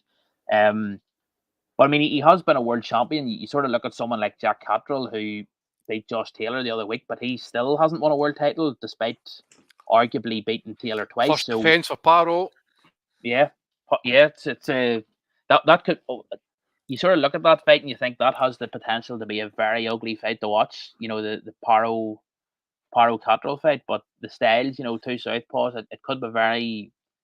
It could be a very unwatchable fight. But, it will be a negative one, that one. Like, I mean, who's going to lead? Who's going to be the lead? Paro can absolutely can come forward. He can, but I think that's a level. Many fighters. You might be right. What I think is a shame, Andy, if there was, because he moved up to 147 pounds after the fucking Valenzuela debacle in Mexico. But I think that Steve Spark against Paro in Australia, I think that would have been a great fight. And it's disappointing that Spark moved up a weight class. I think that would have been a good scrap. It's good that he just put a wee bit of context in that, because I was like, surely he's not going to actually mention this for a first defence, surely no. But nah, Steve Spark, yeah.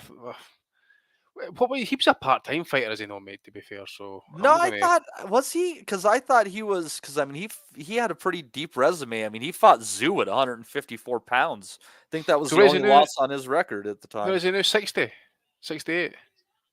Steve Spark? What weight is he at now? He's 147. Is he?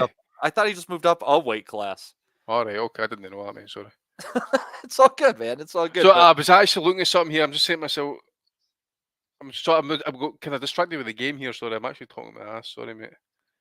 No, you're fine. And I do appreciate everybody who's still tuning in, because I know that we have a lot of English fans, and we have a lot of fans who hate the English. So when you're watching England and the Euros, there's a lot going on there. I appreciate every one of you who is taking the chance. Where do you stand with English, mate? Where do you stand with English as you're Italian? I have no real qualms with anybody based on like a Alex. nationality or anything like that. Like I like Steve. I like Oz a lot. I think Steve's Irish now, though. I think so. He's handed in his... is he basically, is that how that works? I don't know all the guys in the group. I just kind of like people. I think people are interesting. Just communist, Matty. You're not too happy. Oh, fucking communist. Fuck. And fascist. Ned's under the bed. I just hate authoritarians in general, but that is a conversation that could take this into a 5-hour podcast, and we ain't doing that. Let's go further down that card and see what you guys might have caught. Yanquiel Rivera taking a good win over Victor Sandoval. There was a questionable knockdown of Sandoval in the second, but then Rivera did get a clean knockdown him later on. Sneaky little flyweight fighter. His left hand, he knows how to use it in a lot of different ways. I don't know. We'll see what happens with Rivera. He's a good fighter. But what I thought was an interesting fight, Angel Fierro and Alfredo Santiago, they came out swinging in the first. Fierro was definitely stronger, walking him down early. But Santiago seemed to buzz Fierro in the fourth, and I thought that was when Fierro might have had a problem with his knee at that point in time, which seemed to show at the end of the fight. But it got a little bit interesting going in there. Fierro was not slowing down, but in ninth, it was a fun round. But Santiago was just teeing off on Fierro. And he was able to win a good fight there. I don't know if you guys caught this one, but it was a fun scrap for sure. Never caught it, mate, to be fair. But that Santiago, was that not meant to be one of the upsets of the weekend, that one? That was another one of the upsets in the weekend. Yes, sir. There was a number of them. I haven't caught up with that one, mate, to be fair. As I say, that PBC card, obviously the 12 rounders running, 3-4 of them. Only managed to catch the Matias Paro fighting on that card, to be fair, mate. Man, it was long, and this one of the things I didn't get to watch a whole lot of was the CBS React 4 card this weekend.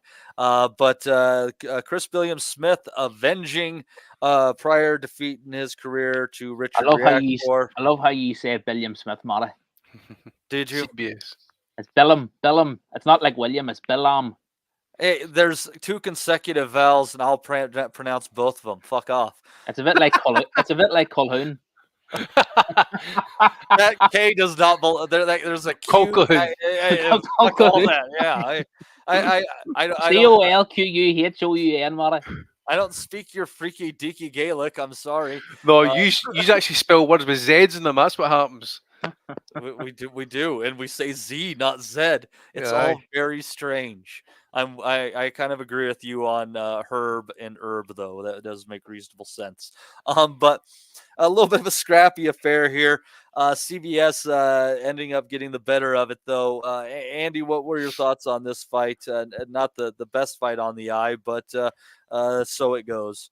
Well, mate, I'll need to work for the card for below, mate, because for some reason, I don't know if it was just me personally, but this card seemed to run for fucking days, man. By the time I got to the main event, CBS and Reactport, mate, I lasted 4 rounds and I went to my bed. Thanks to Ben Whittaker's fucking show pony performance and the chief support.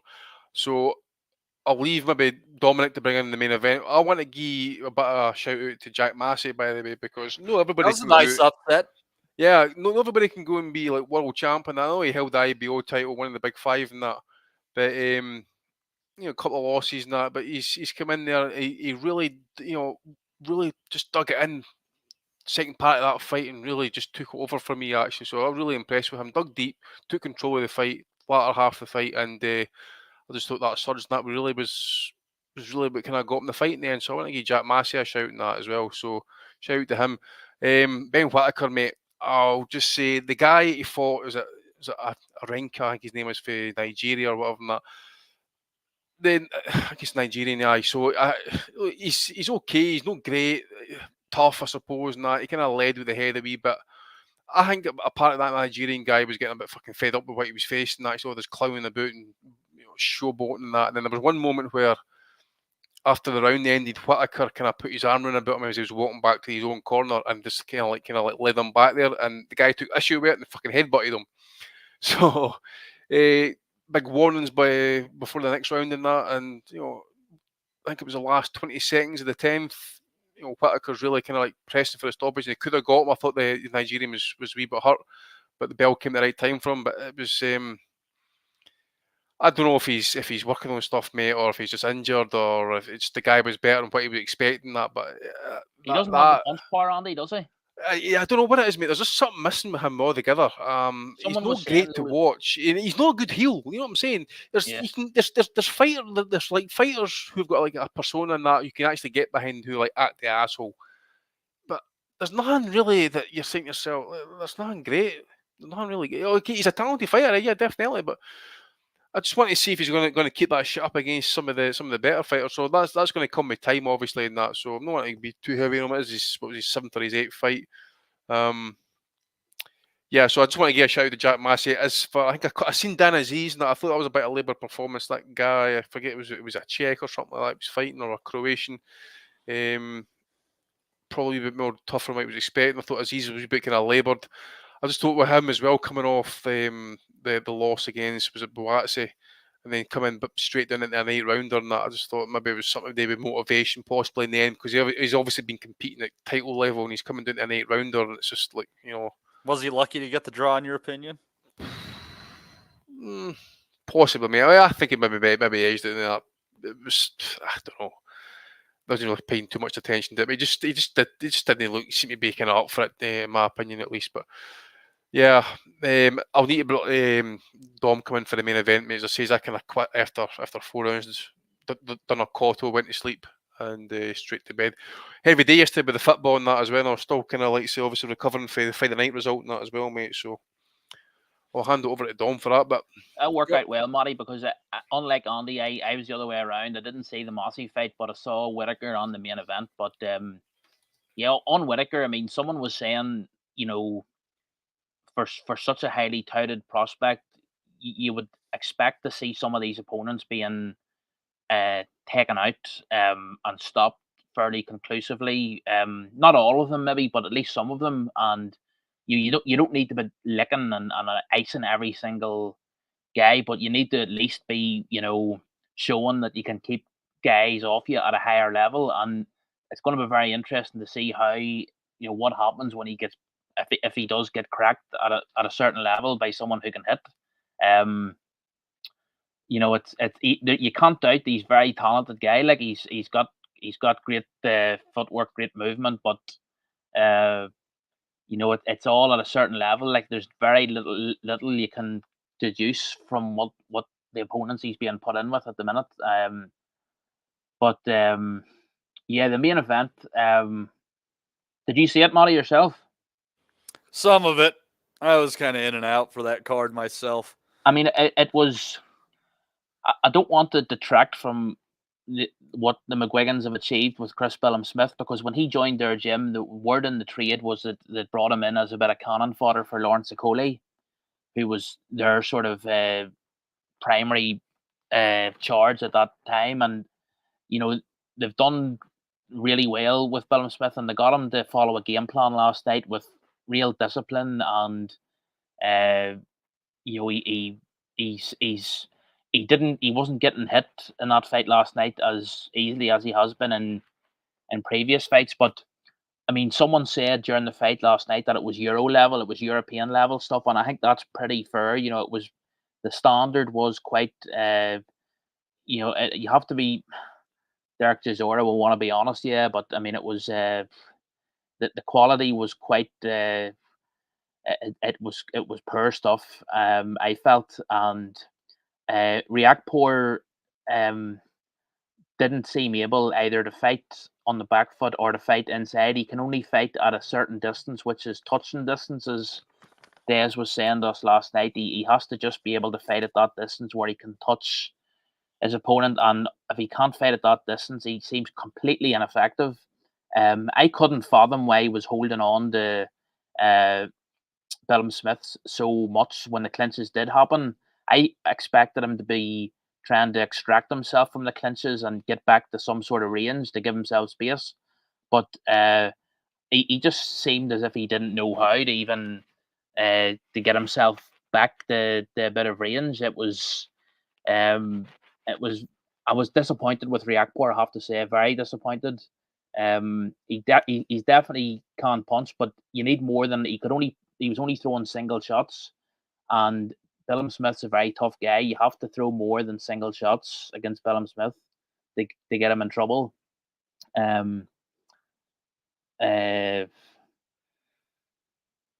mean, it's a great achievement for Billum Smith. He lost to Reactpour 5 years ago, and to get to where he is now, he's beaten a Coley, he's beaten Reactpour in the rematch. I think that the problem for Reactpour, Matty, was that Madonna wasn't there at ringside. I mean, if she had been there at ringside, I think it may have been different. She maybe drained them, mate. Maybe drained them. It's just he's sucked out, maybe. The old AB. Maybe. You reflect the company you keep, and he just kind of looked a little old and lethargic, didn't he? And you always tell by the body language. Reactpour knew, he absolutely knew. Going back to his corner after the final bell, there was very little protest. But Billum Smith was very good. They had him. He was 10 Reactpour up very well, and he was doing very well. He was getting underneath Reactpour's right hand. There was so much fat on it. It meant that it wasn't really that difficult for CBS to get under that right hand and just tie him up. And so it was. I felt Billum Smith won the fight without having to be. Without having to pull up too many trees. I wouldn't say that beating Ramirez is beyond him, because I don't really rate Ramirez too highly, although I did think he was better in his most recent fight against, what's his name, Guillemurian, who had been out injured for a while. But they weren't in too much of a hurry in their comments after the fight to talk about Opataya. I think they want to leave Opataya to last, but because outside of Bradis and Opataya, the division is shit. Would you take Bradis over CBS right now? I think I would. Probably still, yeah, because I probably would. It would be a very ugly fight. It wouldn't be a great fight to watch, and I can't see there being that much. Not as bad as a Coley and Reactpour, man. A Coley and Reactpour would have so much holding, it would basically look the same as two people who escaped a house fire in the nick of time, but were comforting each other because they had lost their cats. Well, mercifully, Coley hasn't gone off the bridge yet, so the chances of.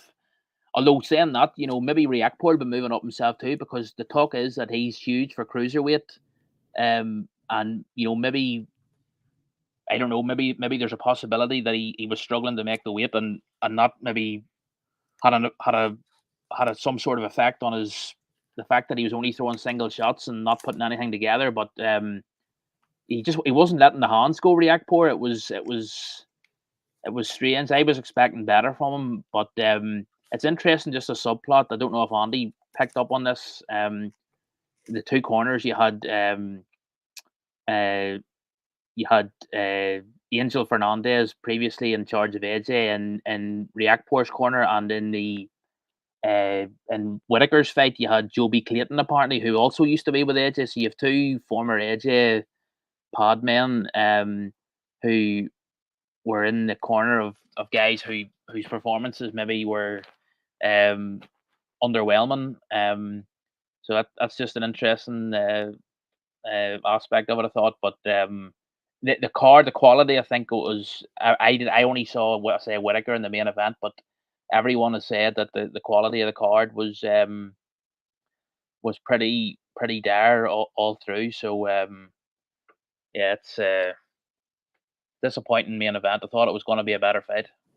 Yep. Well, that's the way it goes sometimes. Unfortunately, it just I don't know. I had a hard time getting into that card. I think it's why I dozed off during it. Let's see here. So we have done. Oh, okay. Andy, the card on Friday that I didn't watch. Give me your rundown. Only caught the main event, mainly to be fair, mate. I think the big upset, another upset actually, was big Leon Richards getting stopped actually off Steve Woodall. So Steve Woodall actually didn't get ice big. He got dropped heavily and then he got up with very, very kind of sway legs and got stopped. But the one was the main one was Abbas Baroro, the European title fight against McCollum McGowan. Just beat the shit out of him basically. To be fair, mate, body shots were brutal.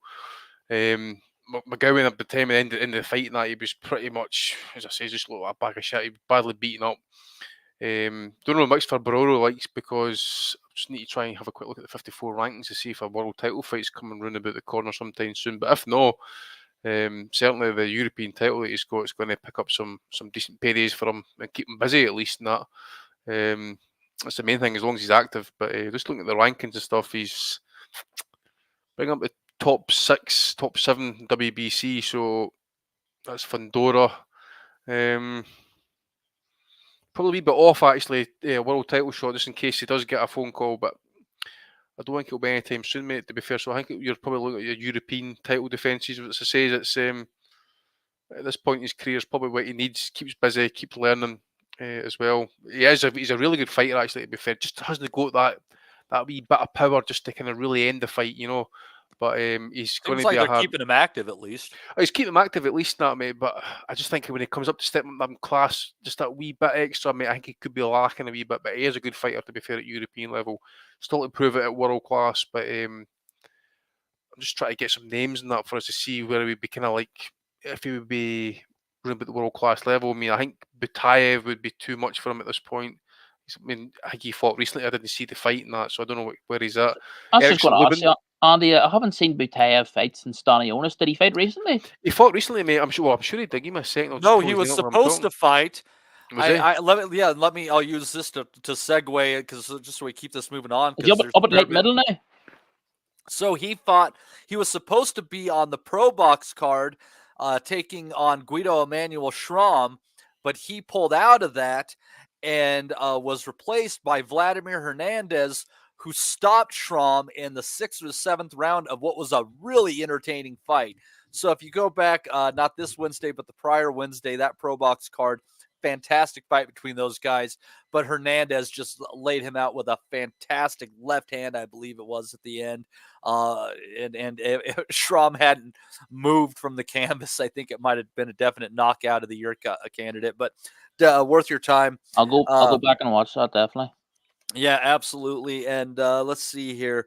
And we're kind of going back in time here. And we also had a card in Canada that had a couple of decent, not a couple of decent fights, one decent fight and one hellacious knockout. There was another upset. Patrice Volney stopping Stephen Butler in the 9th round. He just kept lighting Butler up. He could not miss. Butler going back to the drawing board or maybe retiring after getting some momentum after that just vile knockout he had over Steve Rolls. 5 stoppage defeats, though, mate. That's five defeats, five by stoppage. That's... Yep. He's going to lose. He's going to lose by stoppage.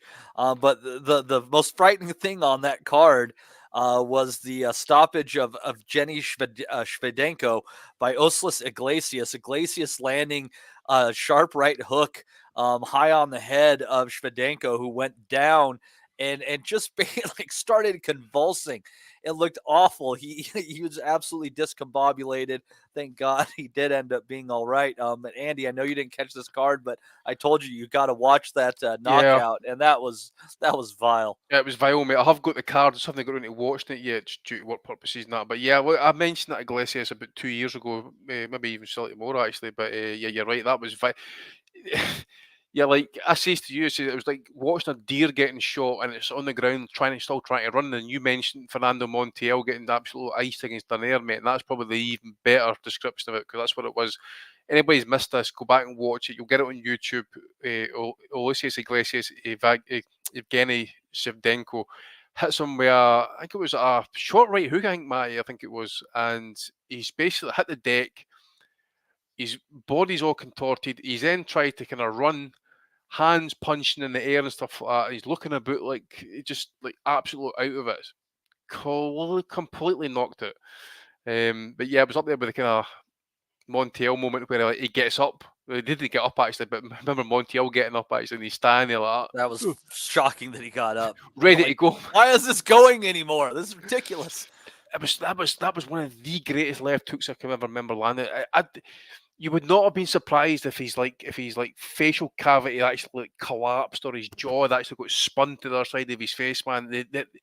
The sheer power, the torque he got behind that left hook, Denier, was just phenomenal. And the way he went down, it was just even better. Twitching. Yeah, it was awful. It was That's the Montiel knockout. The Montiel one, maybe. See if you go back and see that Sevdenko knockout, mate. Yeah. Go check it on YouTube. I'll go back. I think I saw it. Steve sent it to me. I'll go back and watch it again. But yeah, it was I think I know the one you're talking about.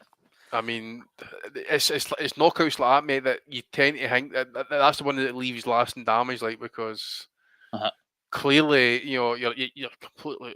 You just can't describe it, mate. Literally, the guy's like on the deck and his head's facing one way, his arms are going the other way, and his legs are literally off the ground. It's like he's trying to pedal a bike at the same time. It's just, hey, Matty, it's just.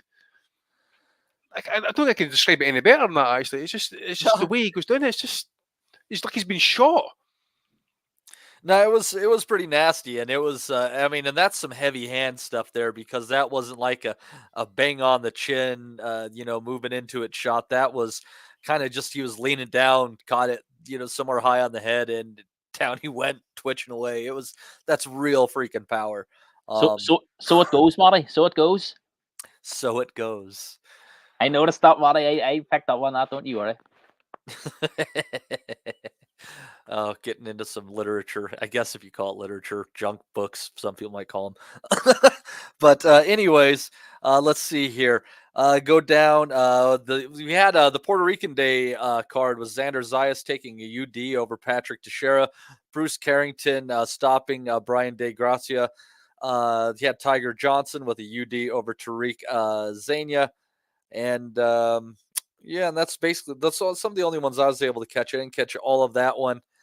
I don't know if did you catch that card at all, Dom? No, Matty, I haven't. I'm meaning to catch up. No on worries. In addition to the one I wanted to see, I still haven't seen is AB. Yeah, we'll get to that. But Carrington, I think Carrington was probably the highlight of that. How did Carrington look? He looked good. He's a solid fighter. I think if I was to kind of like rate the prospects on the card, because Zayas, I guess he's a contender, but you're still rating him. He looked all right against Teixeira, but you rate Zayas highly, do you not, Matty? I do, but I think he's lacking those tricks that you need to be able to really compete with the best of the best. I'm not saying he won't win a title or anything like that, but I would say, if you were to tell me in 3 months that he was going to be fighting Virgil Ortiz, I would take Virgil Ortiz. Yeah, that's basically kind of where I would put him at this point in time. But yeah, that was. But yeah, check out the Carrington fight. He looked good in that. Who did he fight? Brian De Gracia. I don't know much. He was 29-3-1. He was on a little bit of a streak there. Let's see what he had going on before that. Was it an eliminator for anything? No, I don't think so. It might have been but he had just lost to. Oh yeah, I guess so. It was for the International IBF and the North American Boxing Federation feather and the WBO Intercontinental feather. So all sorts of shit. Yeah, none of it matters. But he is interested in Inoue when Inoue moves up. But we'll see about that one.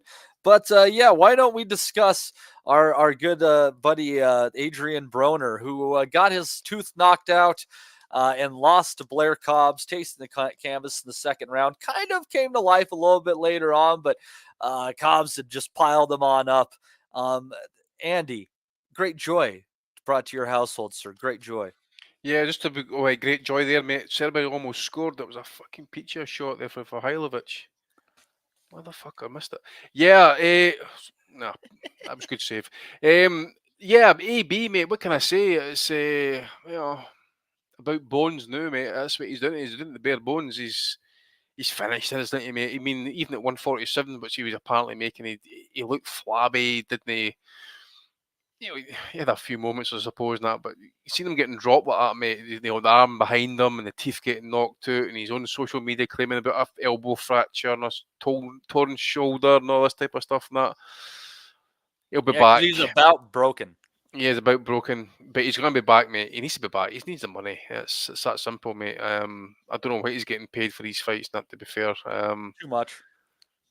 No, I wouldn't say it would be too much, mate. I mean, once Don's finished with him, mate, he'd be lucky if he's getting what he actually agreed in the first place. But yeah, look, good luck with the dentist bills. Some photo of him, wasn't it? It is, mate. I seen it in I think it was Boxing News. Actually, it was.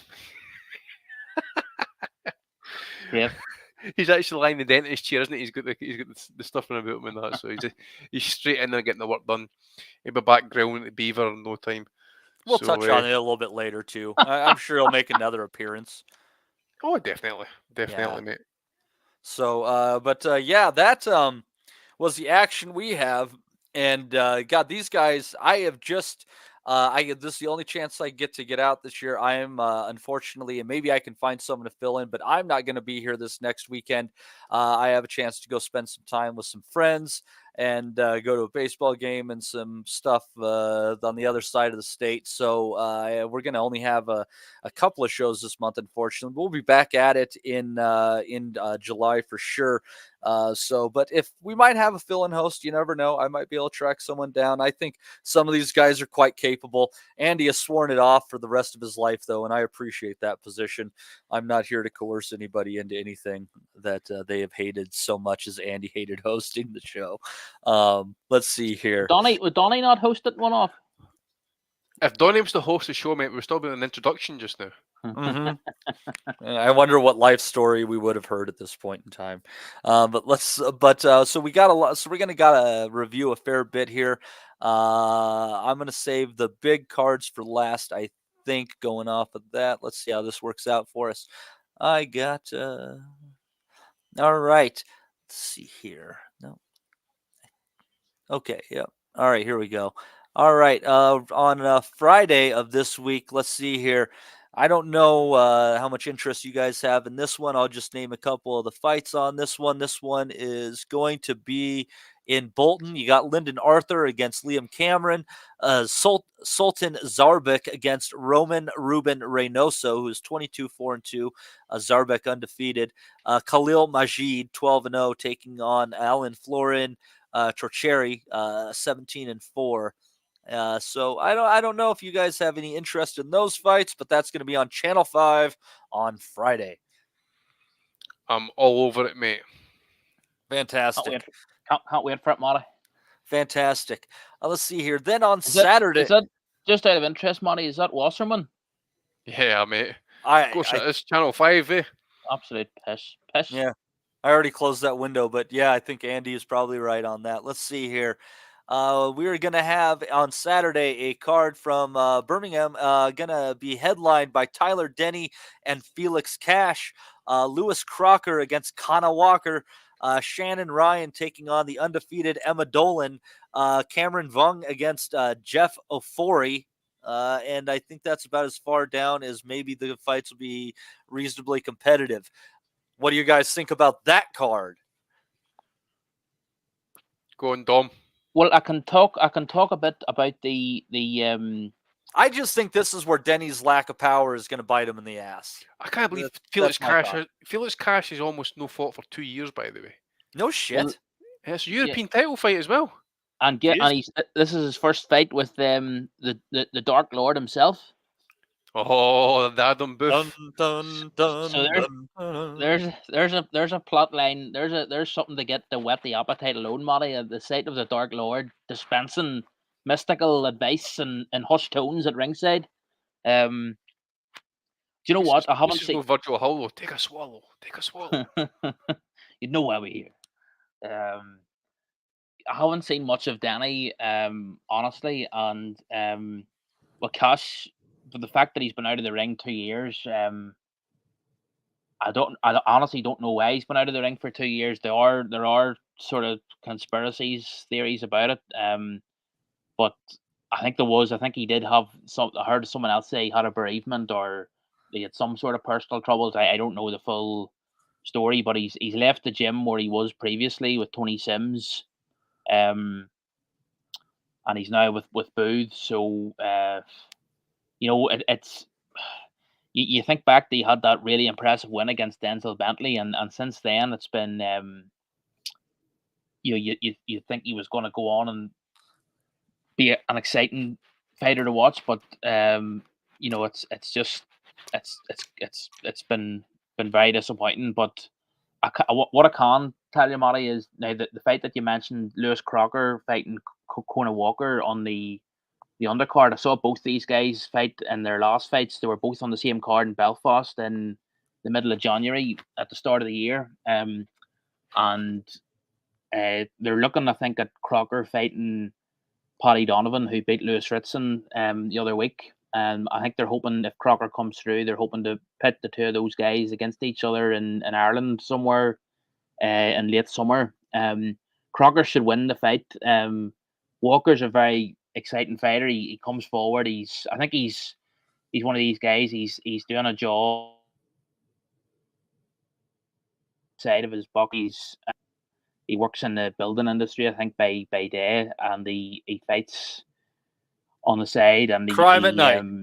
I think but he's a very exciting fighter. Like what I saw of him, he comes forward. This will be an exciting fight with Crocker. It'll be a good watch. Definitely, it'll be a good watch. I'll be surprised if it isn't a good, exciting fight between him and Crocker. But Crocker should have too much for him. But it's all about setting up really Crocker against Donovan later this year, which I don't really see. I mean, the fight should have happened straight away. I don't really think there was a need for Crocker and Donovan to have interim fights after the fought. Donovan was also that show in Belfast that Crocker and Conor Walker were on. Donovan was also on that card, so I think Crocker and Donovan should have just fought straight away around now. But they're going to fight hopefully in September. So I expect Crocker to win that, and the other stuff I think it's just sort of Matchroom next gen stuff. So nothing really to write home about. But let's see what Cash has. It's hard to know what to expect. It's first fight with Booth, and he's been out of the ring for 2 years. I mean, it could be anything. Andy, what do you think of the main event? I think that's at least reasonably interesting. Feel it's Cash, mate. Mm-hmm. I don't know, mate. To be fair, to be fair about Denny and that, he's clearly. I've not seen much of him before. I remember seeing the Sagani fight, but the thing with Cash for me is it's just the activity levels. I suspect it'll be competitive to some sort, but I just don't know what Cash is at this point, mate. So I'm going to say that Denny is going to win and probably win on points. But I base it on nothing, mate, because again, I just don't know what Cash is up to. I don't know what Cash has been doing. I don't know. Has he had issues? Has he been at least been in the gym? In this time. I mean, I just checked his record. He hasn't fought since December 2022. That was an 8-rounder, so that was a keep busy fight. So his last competitive fight of sort was back February 2022 against Magomed Madiev for some sort of WBC trinket.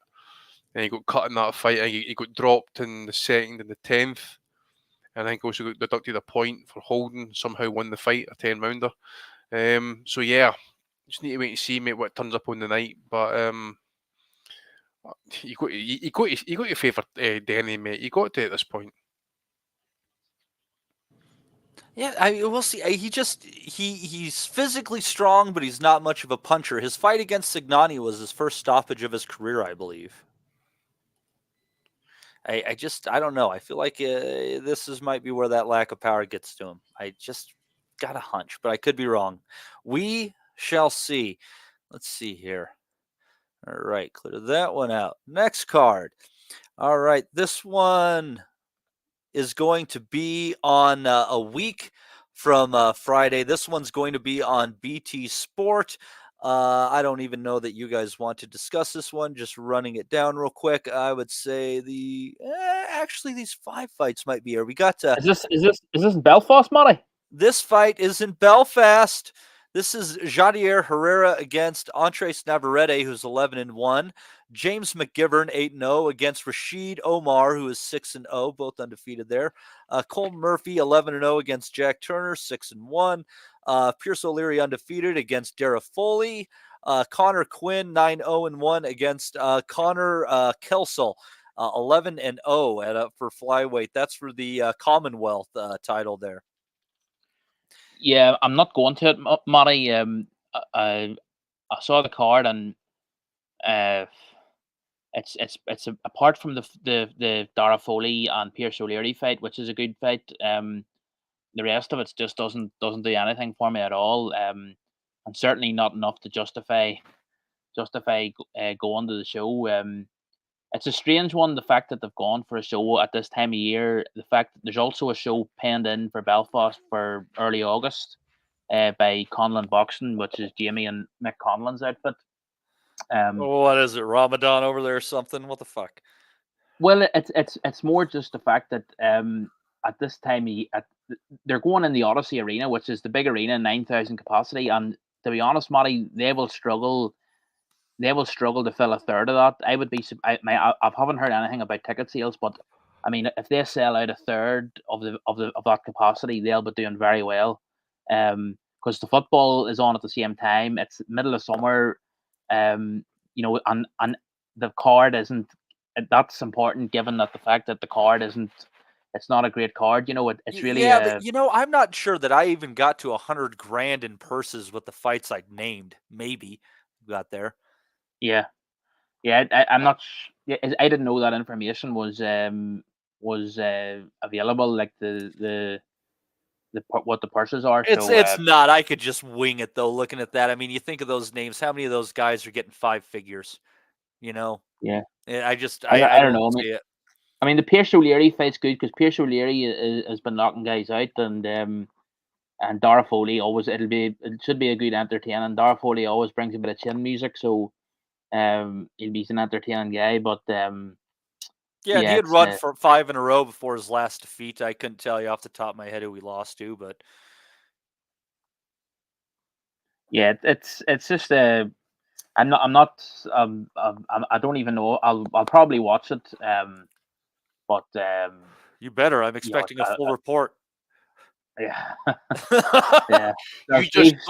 You just know that card is running into fucking midnight territory, by the way. So for that knowledge alone, I ain't doing it. I'm actually away doing something on that Saturday morning, actually. So I ain't watching that crap. I mean, the reason I mentioned, Matty, the August the 3rd card was the talk was that they could have, surely there would have been some way that Conlon Boxing and Frank Warren could have got together and done the two cards as one card. But and the only reason the only reason I can think of that Frank Warren has gone for the Odyssey, the big 9,000 arena for this date, is that the smaller venues in Belfast were unavailable, which is quite possible. That probably there's stuff going on that has been booked out in the Ulster Hall, which is the sort of famous small arena in Belfast, where the Matchroom card was in January that I was at. But it's see how O'Leary looks, because there is quite a bit of talk about him that he could do something, he can punch, but there's not much to write home about on the card. Hey, we'll find out. I just get a feeling with those records, I have a feeling there's going to be 1 or 2 decent scraps which emerge. We'll live in hope. We'll live in hope, Monty. We'll live in hope. So on that same day, actually would be on Saturday morning for you guys. This card was announced. There's not going to be a Wednesday Pro Box card. Instead, they're going to Washington, D.C., where Lamont Roach Jr. is going to be making the first defense of his WBA 130-pound title over Fergal McCrory, who I'm sure you guys know more about than me. Then we have Lester Martinez, 17-0, taking on Carlos Gongora. Alex Dilmagani, 22-1, taking on Rene Tejas Giron. I think we've seen him before. I think he really comes at it. And the rest don't really care about. But on Friday on Pro Box, going to get a title fight. Not bad, Andy. Not bad. Is that on YouTube, mate, on the Friday night, yeah? Yeah. So it'd be Saturday morning for you, but it should be just available when you wake up. You just flip it the fuck on. Yeah, that's good. That actually. So yeah, that Martinez Gongora fight be interesting. I just wonder what Gongora's got left actually, and if he's even motivated for this one actually, because I touted him as a decent B side a couple of years back. Shame he kind of fell off it and that, but Martinez seems to be like he's all power in that as well. Interesting fighter in that one as well. So and this Alex Dalmagani, I remember him fighting a Channel 5 show. Remember that one, Dom, a couple of years back? Who was it to fight for? Was it Zamir Zani? I think that was. Yeah, that's it. Yeah. Zamir Zani. It was absolute brutal war, mate. You try and get that one if you want to watch back a fight. Dalmagani against Zamir Zani for the European super featherweight title. Not seen him since that fight actually. So he's fighting Rene Teles, Mexican. Yeah, I think that Dalmagani's been based out that way, as you know, Mexico over his sparring days and that. I think so. Don't know if that's where he's staying these days. But yeah, mate. Fergal McCrory against Lamont Roach. He's fought fucking nobody. I just went through his record. He has Yeah, fought nobody. Roach, yeah, I mean, obviously, yeah, it's a gimme. I mean, where's this McCrory ranked actually? Just out of curiosity. My second tier. What weight is that? That's feather super. His last fight was for some international, so that should have put him in the top 15, I think.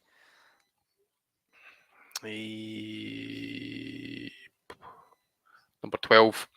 Yeah. Number 12. So yeah, so it's basically keep a gimme fight. I don't know, mate. You might get an upset. I mean, we're all surprised at Liam Paro there last night, but yeah, it'll be interesting if he can pull something out the bag. But you're right, he's no fought anybody I know. Christ, going spinning through his record here. Yeah, well, nothing really kind of setting him up for it, really. Rob didn't believe in a Liam against a Subriel. I wonder how a Fergal will do against a Lamont. So you seen McCrory before, Dom? No, I haven't. I was just going to say. I mean, it was pretty Steve because Steve knows he's from a place called Coal Island, which is about half an hour from where I am here. Is it an actual island? No, it's just actually called Coal Island, all one word. Bullshit. This fucking town's fucking built on a grift. Yeah, well, it was actually it was a big during the violence here. It was a big IRA, notorious place for IRA support. But it's sort of bang in the middle of. Do you know actually who was from Coal Island, Donny? Do you know Conrad Cummings? Aye. Conrad, who was at this, Matty, this is a guy, he was when Frampton was at his best and topping shows in Belfast. He was, McGuigan's had signed a fighter who sort of trained with Frampton and he was a middleweight. And he appeared on they basically signed him to have him on the undercards when they did their own shows. But he was actually an amateur contemporary, Matty, of, Jason Quigley. Yeah, of course. And he had a big rivalry with Quigley in the amateurs, and they thought that it was going to transfer into a rivalry in the pros between Quigley and Cummings, but it never really materialized because Cummings, he didn't do anything at all in the pros. I don't want to be unfair on the lad, like it just didn't. He did more going than coming. Yeah, pretty much. Yeah, and there's actually there's an interesting story. It's too long. It was Shane McGuigan was talking about incidents that had happened to fighters who he trained. And I knew he was talking about this was during the week. He did something with Bonsandy, and he was talking about something that happened to Cummings, and he got into a fight. He didn't mention Cummings by name, but he said he got into a fight at a KFC with the fans of his opponent the night before the fight, after the weigh-in, and he had to go and get a tetanus jab, and he got the tetanus jab in the wrong arm. Only in Ireland, eh? And I knew he was talking about Cummings, but. Anyway, Matty, I've got on a complete wild tangent here. Fergal McCrory, he's from this place called Coal Island, but he went out and he's based in Brooklyn. And you've probably seen he's 16-0, but I haven't seen any of his fights.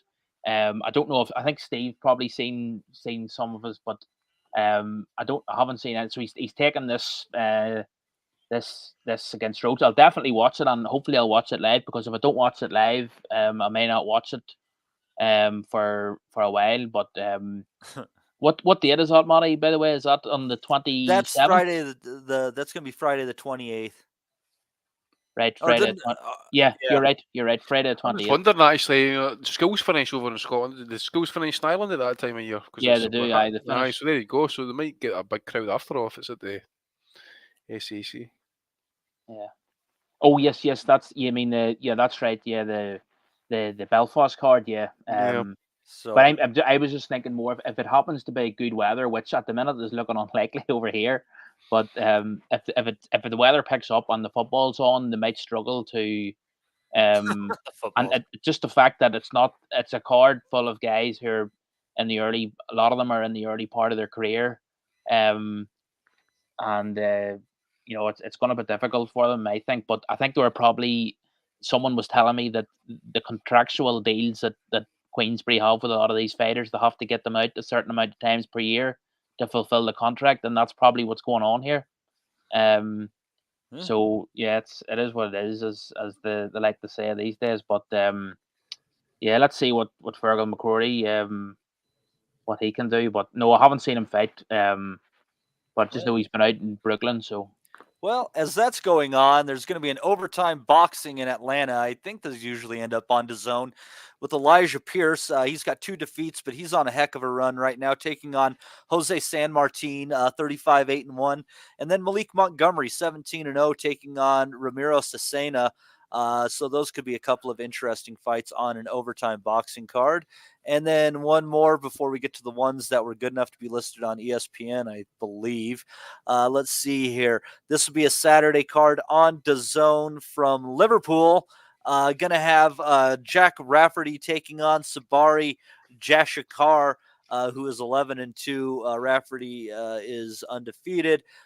Dexter Makaza taking on Jake Barton.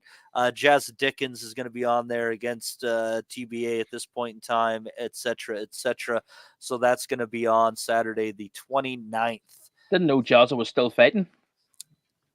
Yeah, he is James, isn't he? He is indeed, yeah. Yep. I'm glad I remembered that. Remember he got stopped. He got stopped sometime last year, I think. He was still fighting this time last year, I'm sure. I was just going to say, I know he got into the ring with Rico, which is more that can be said for a lot of guys around that weight. So, yeah, peak Rico too. Yeah. All right. So now we're going to go back, but again, these are the fights that are listed on ESPN. I sorted them how I sorted them. Fight me over it. So this is going to be on June 21st, ESPN Plus. Newly crowned WBO champion Rafael Espinosa taking on Sergio Chirino. Andre Cortez taking on Abraham Nova. I think that fight's going to be a banger. I got a hunch. Troy Isley against Javier Martinez. Floyd Diaz on the card as well. Going to be interesting to see that 6-foot monster again, Andy, after he got that win over Robesi Ramirez. Definitely interested to see how he looks. I'm just trying to get the card up, mate. Sorry, give me a second. This is the top rank card, eh? Yeah. Who's the guy he's fighting, Matty? Do you know much about him? Not a fucking thing. Yeah, the only thing I'll say is I saw an interview with Aram the other day, and he was talking about I didn't know Espinosa was fighting next weekend, but he was talking about doing a rematch between Rabisi and Espinosa, with the winner fighting Venado Lopez. So, and then the winner of that fighting Nick Ball. That's what Aram was mapping out.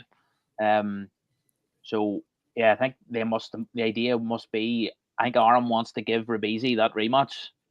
And I think he's fighting the week after. We'll get to that. I'm just as I scroll through. Rabisi is. Yeah, I think he is.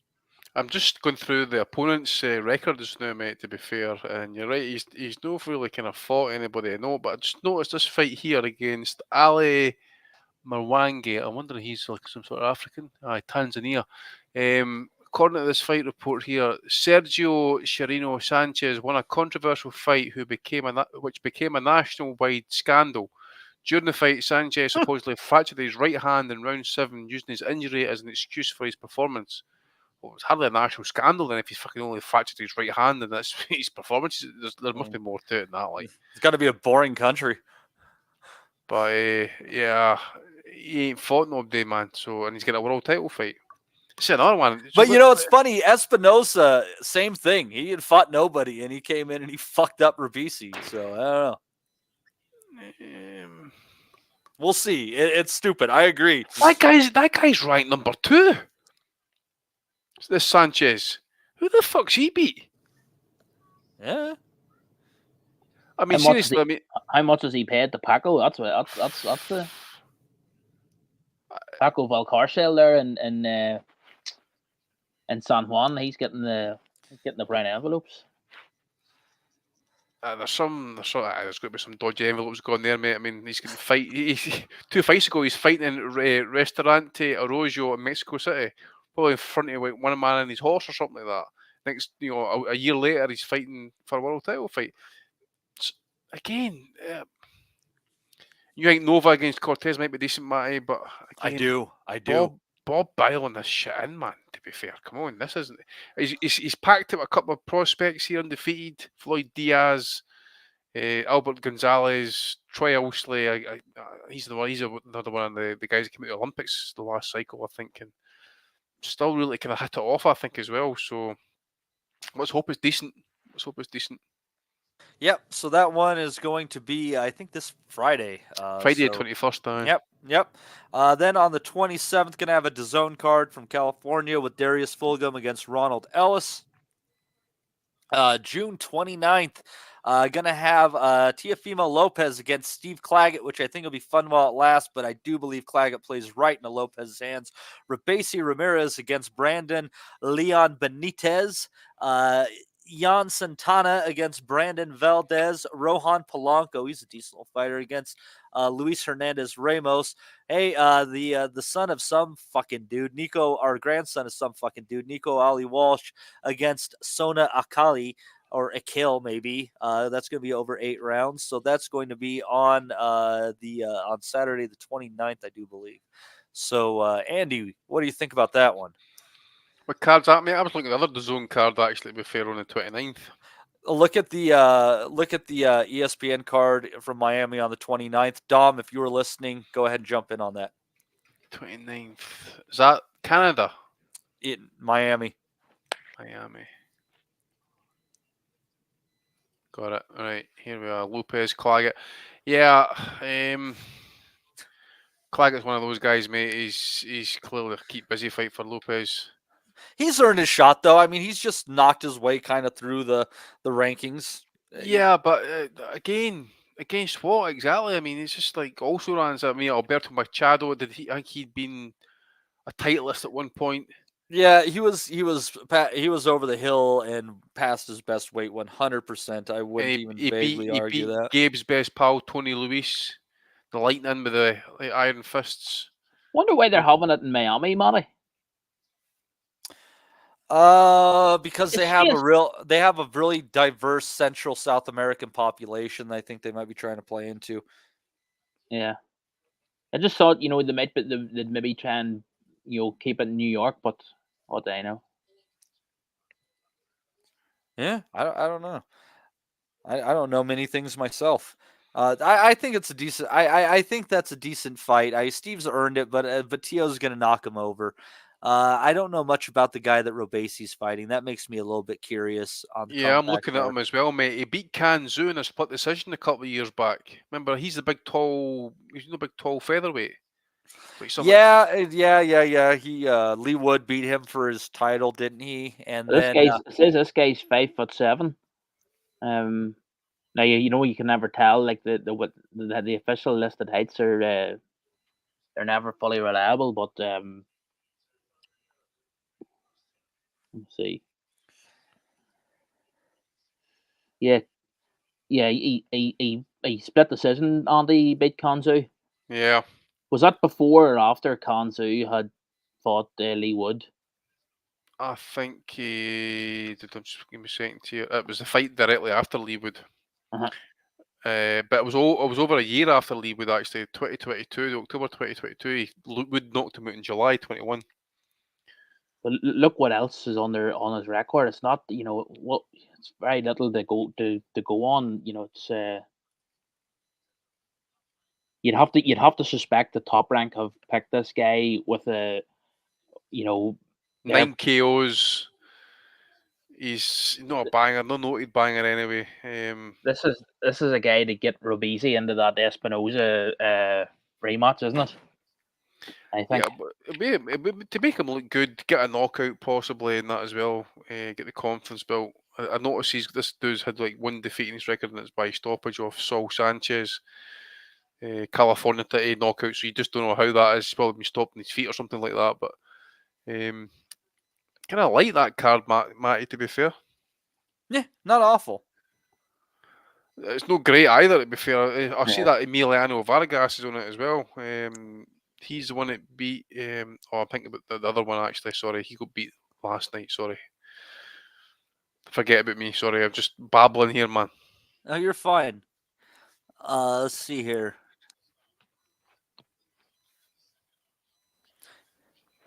Yeah, which one were you looking at there where Emiliano Vargas was on? I'm trying to see that. It's but you're looking at ESPN, mate. He's on that card, top rank Lopez against Claggett. Oh, okay. He's yeah, facing he's not on here yet. Yeah, he's not on there yet on the ESPN site. So yeah, wherever you're looking, they got some better information there. Excellent. So yeah, so we got that. Now the card that I think we're most looking forward to over the next couple of weeks is going to be Glendale, Arizona, Desert Diamond Arena. Love that place. Not a bad seat in the house. We're gonna have let's work our way up on this one. Let's see here. I actually like this fight. I know you guys don't. We won't discuss it. Yamileth Mercado against Ramla Ali. Ali came back after a knockout loss, looking pretty good. Sonny Edwards coming back against Adrian Curiel, and that could be interesting. I think that's Curiel's first fight at 112 pounds after losing his title to Nuthouse, who he had picked it up from the previous fight. That's an interesting fight. Arturo Popoca against Danny Barrios Flores, 10-round featherweight fight. Not a bad undercard at all there, Andy. I think there's a couple of interesting matches on there. I like that Edwards Curiel fight. That's an interesting one. I was going to say, mate, apart from the Edwards fight, I don't really recognise anybody else on that card, mate, to be fair. I mean, obviously I know who that Ramala Ali is. I think she got badly knocked out a couple of fights back, I think, did she know? Yeah, and then she had a good comeback win over the gal who knocked her out. So yeah, and Edwards Curiel, I mean, they're no noted bangers, so it's probably a guaranteed 12-rounder. Whatever happens. Well, you got to look at the way that fucking Curiel knocked out Nuthouse, and he hit him pretty hard in that rematch. Yeah, but too. Sonny's hard to hit actually. What does he have left? That was a rough fight with Bam, dude. Well, this is what I was going to ask actually. What weight is it? Is it flyweight? 112. Well, yeah, 112. So right, okay, then we'll wait and see how Edwards looks on the scales because he has looked awful sometimes. Trying to make 112. That's what I'm hanging on. I want to see the weigh-in. I think as Curiel's coming up in weight as well. Mm-hmm. Again, not a lot of weight, we get it, but I'll just be interested to see how he looks at the weight. But well, and Sonny's always claimed he could make 108 too. Possibly. But you just wonder if that Curiel knockout against the South African was just like a freak result, mate. To be fair, as I say, he's only got like 5 knockouts to his record. He gets beaten in the rematch. I think he'd got dropped a couple of times in that as well. That was a good fight, actually. It was a decent fight, but again, and then that's really the top level he's kind of faced. Actually, to be fair, so. Yeah, I'll probably side with Edwards. I think Edwards probably wins on points. It's one of those type of things. But again, it'll probably come. I just want to see how Edwards looks. But he's usually makes the weight and he does his job pretty well in that. So yeah. I suspect he'll make the weight. Dom, any thoughts on this undercard before we get to the main event?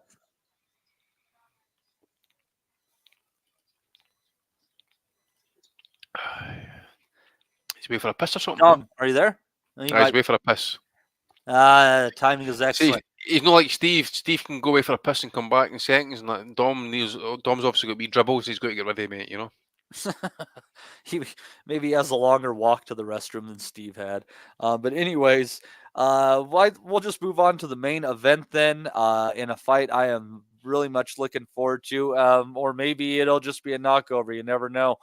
Gonna have Juan Francisco Estrada putting up his WBC belt, as well as I think it's his lineal as well, going up for grabs in this one against Jesse Rodriguez. Bam coming in there trying to take out another legend. Estrada has been out of the ring for quite some time, Andy. I think for some reason I believe he's been out of the ring since he fought Chocolatito the last time. Yeah. So what do you think? I mean, Bam has done really well against against Rungvisai. He smacked him around at 115. He knocked around Quadras at 115. Does he add another one of that generation of Superflies to his ledger? Yeah, it's a hard one to answer, really, mate. Because again, we just Estrada out for so long. You know he's a great fighter, or was a great fighter at least. But as he got left, he's had injury problems and that as well. And you just fancy maybe Rodriguez. That this is the time. You know, you mentioned Quadras, you mentioned Rungvisai. You know, aged veterans of the sport. They've went through the quartet. They've fought each other. They've fought Gonzalez. They've fought Estrada countless times in a kind of round robin type tournament and that. So yeah, I think possibly this is the time. Really, you know, we've kind of pinpointed him as he's going to be the future of the lower weight divisions. Son Edwards is obviously massive praise for him, obviously because he got beat off him and knocked him out or stopped him or forced him to retire, whatever it was. But yeah, I think Rodriguez will win. I think he wins it on points.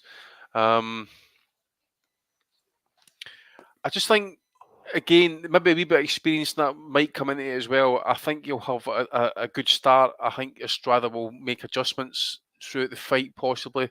I just think the freshness and probably just the kind of willingness to make a statement as well, because it's a big fight. And I think you mentioned, I think you're right. I think it's the lineal title on the line for this one. So, you know, he wins this fight. He has really set himself up actually as the guy to beat the lower weight divisions, and it's really up to him really now to deliver. Um, just be happy to see it, because again, it's one of these fighters that be pinpointed early. You want to see him kind of fulfill his potential, and he's really on the brink of it now. Actually, if he beats Estrada, really in the space of what 2 years, two and a bit years, he's really kind of putting together a decent wee Hall of Fame ledger in that. Because if he beats Estrada, I don't know what situation was with Gonzalez at this point. I don't know if he's still fighting or willing to fight. Or how much stock people would put him in. Rodriguez beating these aged veterans, but at some point you got to pass the torch, and it's just a natural fight or progression to be made. So, yeah, I'm going to go on the limb and say Rodriguez wins the fight, and he wins it on points, like a 116, 112. I suspect he'll have his moments where he's got to kind of fight through the fire and that as well, but I just think the freshness and the willingness of him as well as to make a statement, because he has looked good. And you've seen him turn up the heat on the Edwards when he had them on the hook in that as well. So if he gets the same with Estrada, I think he could step in there and try and make a statement. So with that, I'm going to side with my guy and say Rodriguez does the business. I think age and inactivity are going to be what works against Estrada here, and I think Estrada gets another stoppage victory. Dom, what are you thinking on this one? You have returned from the restroom where you have gathered your thoughts. What did you learn while at the toilet? I'll keep it brief, Matty. I agree with Andy. I think I'm going to go for a bomb on points. I can't really add anything to what Andy said. I think he'll get it done. Very competitive, but I think he'll nick it 7 rounds to 5, something like that. I think Estrada, he's been out of the ring, hasn't he? I think it'll be. When was his last fight, Matty? I'd like to say it was December of 2022. Andy, am I wrong? I'll see it. It's hard to see him. I'll say a bomb. He's younger guy, fresher, more activity. I think he'll have too much, and take a points decision, close points decision, and it should be a great fight. Yeah, let me see. I was kind of curious if odds are up on this one yet. Let's see here. Let's see here. Sonny Edwards. Curiel's paying like 3-1. I kind of like that bet. Let's see here. Wasn't that quite close, I'd imagine? Estrada is right about is paying right about 7-2. Okay. Mr. Rodriguez? See. He's minus 450, so I don't know how the fuck that works for you guys. I'd have to bet $45 to win 10. So Rodriguez is basically the favorite then. Huge favorite. Yep. Yep. let's see here. Estrada is only at 7% of the bets placed on him so far. That interesting there on that one. Obviously, Lopez a huge favorite. Mercado a favorite over Ali. Unless word gets out of injuries and that, during fight week, people start lumping heavy on Estrada and that, but it's quite clear they're probably thinking along the same line as us, actually, that Estrada been out for too long, rusty, and just that Rodriguez is on, he's on a wave just now, man, so you got to say, okay, maybe there's something, there's one fight, actually, I remember Rodriguez, it wasn't all that great. I think it was the Hernandez fight. Okay, won it wide and that, but I think he had some problems with that guy because he was a bit of a mover. That's why I expect him to have a wee bit of issues with Edwards and that, but he ended up breaking him down in the end. So, well, and Estrada's not a huge fighter. I mean, he start at 108. That's where 108, wasn't it? He might even been as low as 105. Actually, to be fair, maybe he might have, but yeah, him and Chocolate, their first fight was 108, wasn't it? Flyweight, and then they had the first fight at 108. Yeah, but he didn't hang about there for long because he campaigned as a flyweight, and he must have just come down for that one fight. Man, that takes you back. That was like 2012, wasn't it? 2012, mate. I can remember. Do you remember Gonzalez against Valoria? Someone had posted that. I think it was Top Rank had put that fight up on their YouTube channel the other day. I can remember Larry Holmes was actually doing the commentary that night for that card.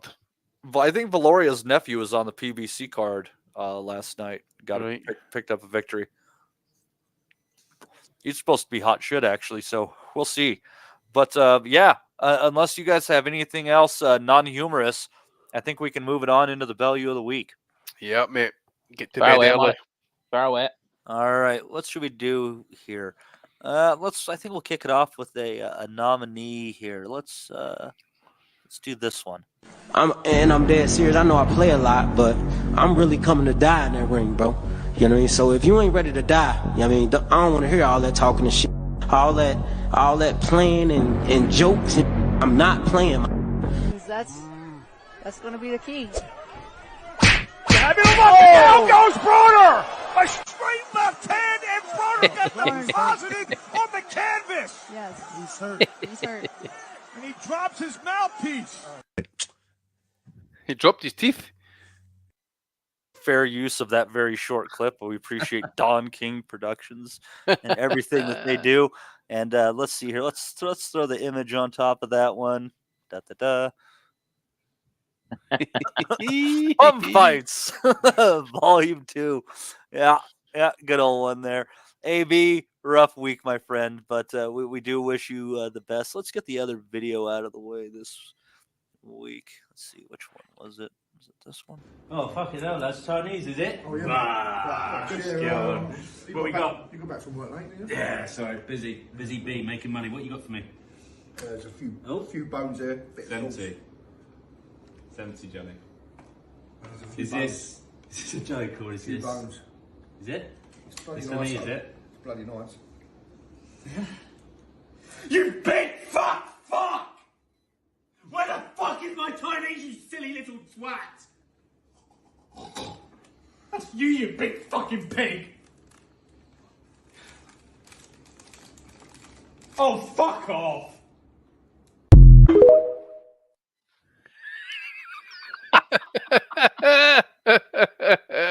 There's Aussie on nights like this, by the way. Fucking Damn hell. it. Yeah, that one was made for Oz. Big John and the Chinese food narrative Apparently, the fight with Johnny Fisher and Alan Bobic, Andy, it's taking place at the Copper Bosch. Copper Bosch, that's what you want to hear, mate. That's what they're calling it, Matty. The Copper Box has been rebranded. The Copper Bosch. Yeah, they could suck my copper dick. Let's see here. Where do I want to go on this one? Let's see here.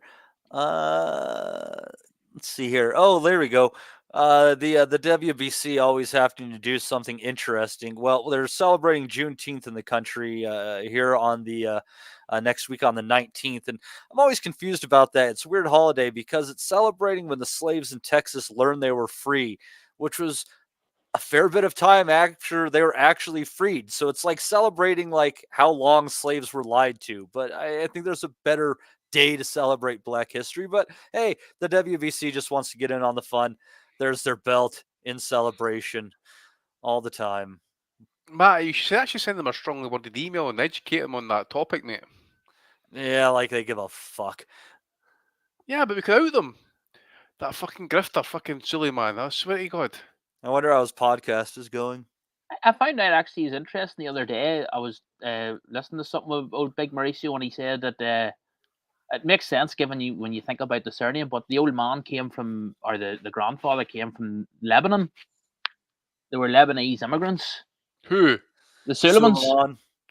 Were Yeah, they? I think the either- president of El Salvador is also Arabic. I don't know where they're from. Either Don Jose or Don Jose's old man came from Lebanon. Yeah, it's there's a lot of interesting people. There's a lot of Japanese people in Peru. It's a very interesting area down there. between Central and Here's South one for America. you. There's a lot of Germans in Namibia. And where on the? Namibia. Oh, well, that's obviously. I don't know why that is, but there's also a lot of German sounding names in places like Paraguay and Uruguay. Oh, aye, South American. Aye. South America. I don't know how that really happened. I don't know what happened there, mate. Probably, I think it was a couple of rat lines. I think they called them back in the There was lubricated by the Vatican, the CIA, and the Red Cross, Andy. But aye, and NASA as well, mate. There are also small communities of Welsh speakers in Argentina to this day. That's true. That's an interesting one. That's a very interesting. But if you go further south, there's plenty of sheep down there for the Welsh. You see, so that's why they went over. There you go. They should just ended up at the Falklands, though. It's all very confusing. Let's see here. We have our good buddy Lawrence Acoli here, or Lawrence in the Amazing Technicolor Dreamcoat, as I would like to title this piece. That's definitely a high-vis jacket for getting home at night, so make sure the cars didn't run him over and that, Yeah, if you run over somebody who's looking like that, I think you're trying to hit them at that point in time. See, the Whittaker fight was so cropped that Sky were reduced to interviewing Stevie Parris. Andy, know who Stevie Parris is, Matty. He's the chairman of the football club whose ground the fight was at last night. I didn't know that actually, but cheers for educating me. I was like, you better. Steve Parris, he's the chairman of policy. He's the owner of the club. But yeah, they had to basically interview him about the England match that was on earlier. Given how poor the Ben Whittaker fight was, so. Jeez. What a great time. I wonder why I dozed off during that card. Let's see here. Speaking of that card, let's see here. Dev Sonny says, congrats to CBS, who just keeps racking up great wins. Very strange performance from Richard Reactport tonight. Didn't look himself, and I completely blame Madonna. Stab says, extremely limited fighter. And Dev says, never seen her fight. Let's see here. Listen, sorry, I interrupt here, but the Kosovo football team Twitter account just tweeted out this fucking message. Serbia's defence fails to protect itself against an English airstrike again. Holy Lord. All right. I'm going to retweet that. I think that is pretty fair for this time, even though it is not boxing related. Let's see here. Spotify, I caught this earlier, just checking around. More like this, our show. They say the painting and decorating show. Joel Bardell and Todd Von Joel take a look at all the latest topics from the world of painting and decorating, including product launches, top tips, and special guests. The boys will also be joined by some of the biggest names from across the industry, giving their view on the latest news and developments. So we are like the painting and decorating show. I'm nominating Spotify. Now, you folks might have seen the movie from, I believe it was the early 80s or late 70s, Kramer versus Kramer. Well, they have updated officially for a modern audience. We have Davis versus Davis. Work there, Amazon pay-per-view. Gervonta Davis. Did either of you see? It was a great moment in Tank's post-fight interview with Jim Gray. And he was thanking all the people. So he said, "I want to thank Leonard Ellaby," and then he said, "I want to thank." He said, "I almost said Showtime," and he said, "No, I want to thank PBC on Prime." He said, "I almost said Showtime." Yeah, there was a few times where I think I caught a few people almost slipping up on that. They really miss it. I think they're tired of working once every 2 months at this point in time. Let's see here. let's go to our good friend Joe Burns, who was having a little bit of fun doing some trolling today. Let's see here. He's trolling Rick Glazer, and he said, Again? yeah, rumors circulating that you were at the show in Vegas last night because Espinosa gave you a slap and you cried. Is it true, Rick? He says, your tweet is a lie. For starters, I would never go to a PBC show. Secondly, Espinosa or anyone else would never, ever slap me without them considering the retaliation that they would, God damn it, Definitely that's so small. receive. Definitely receive. Yeah. I'm not one to play with. Fact, I have a small screen. Joe Burns coming back says, Hall of Fame promoter Lou DiBella said you were soft as puppy shit. This is Rick Glazer, who gets thrown at a bar for no paying his fucking bar bill. Yep. And done nothing about it. And this play is in 2 acts. Here you go. Blocked. He has been blocked. God bless our friend Joe Burns. However, will he survive? And before we get into the Ryan Garcia stuff in a few acts itself, we had a little call out here from Caleb Plant. Ryan said, Caleb knows I don't give a fuck. We talked face to face at the Haney press conference. And Caleb says, no, I definitely don't know that. But I do know you're a pussy who don't mind running your dick sucker. But when it's time to get busy, you're nowhere to be found. I don't have security and I pull up dolo. I'm sure he meant solo everywhere I go. And you hide behind yours. Oh, snap.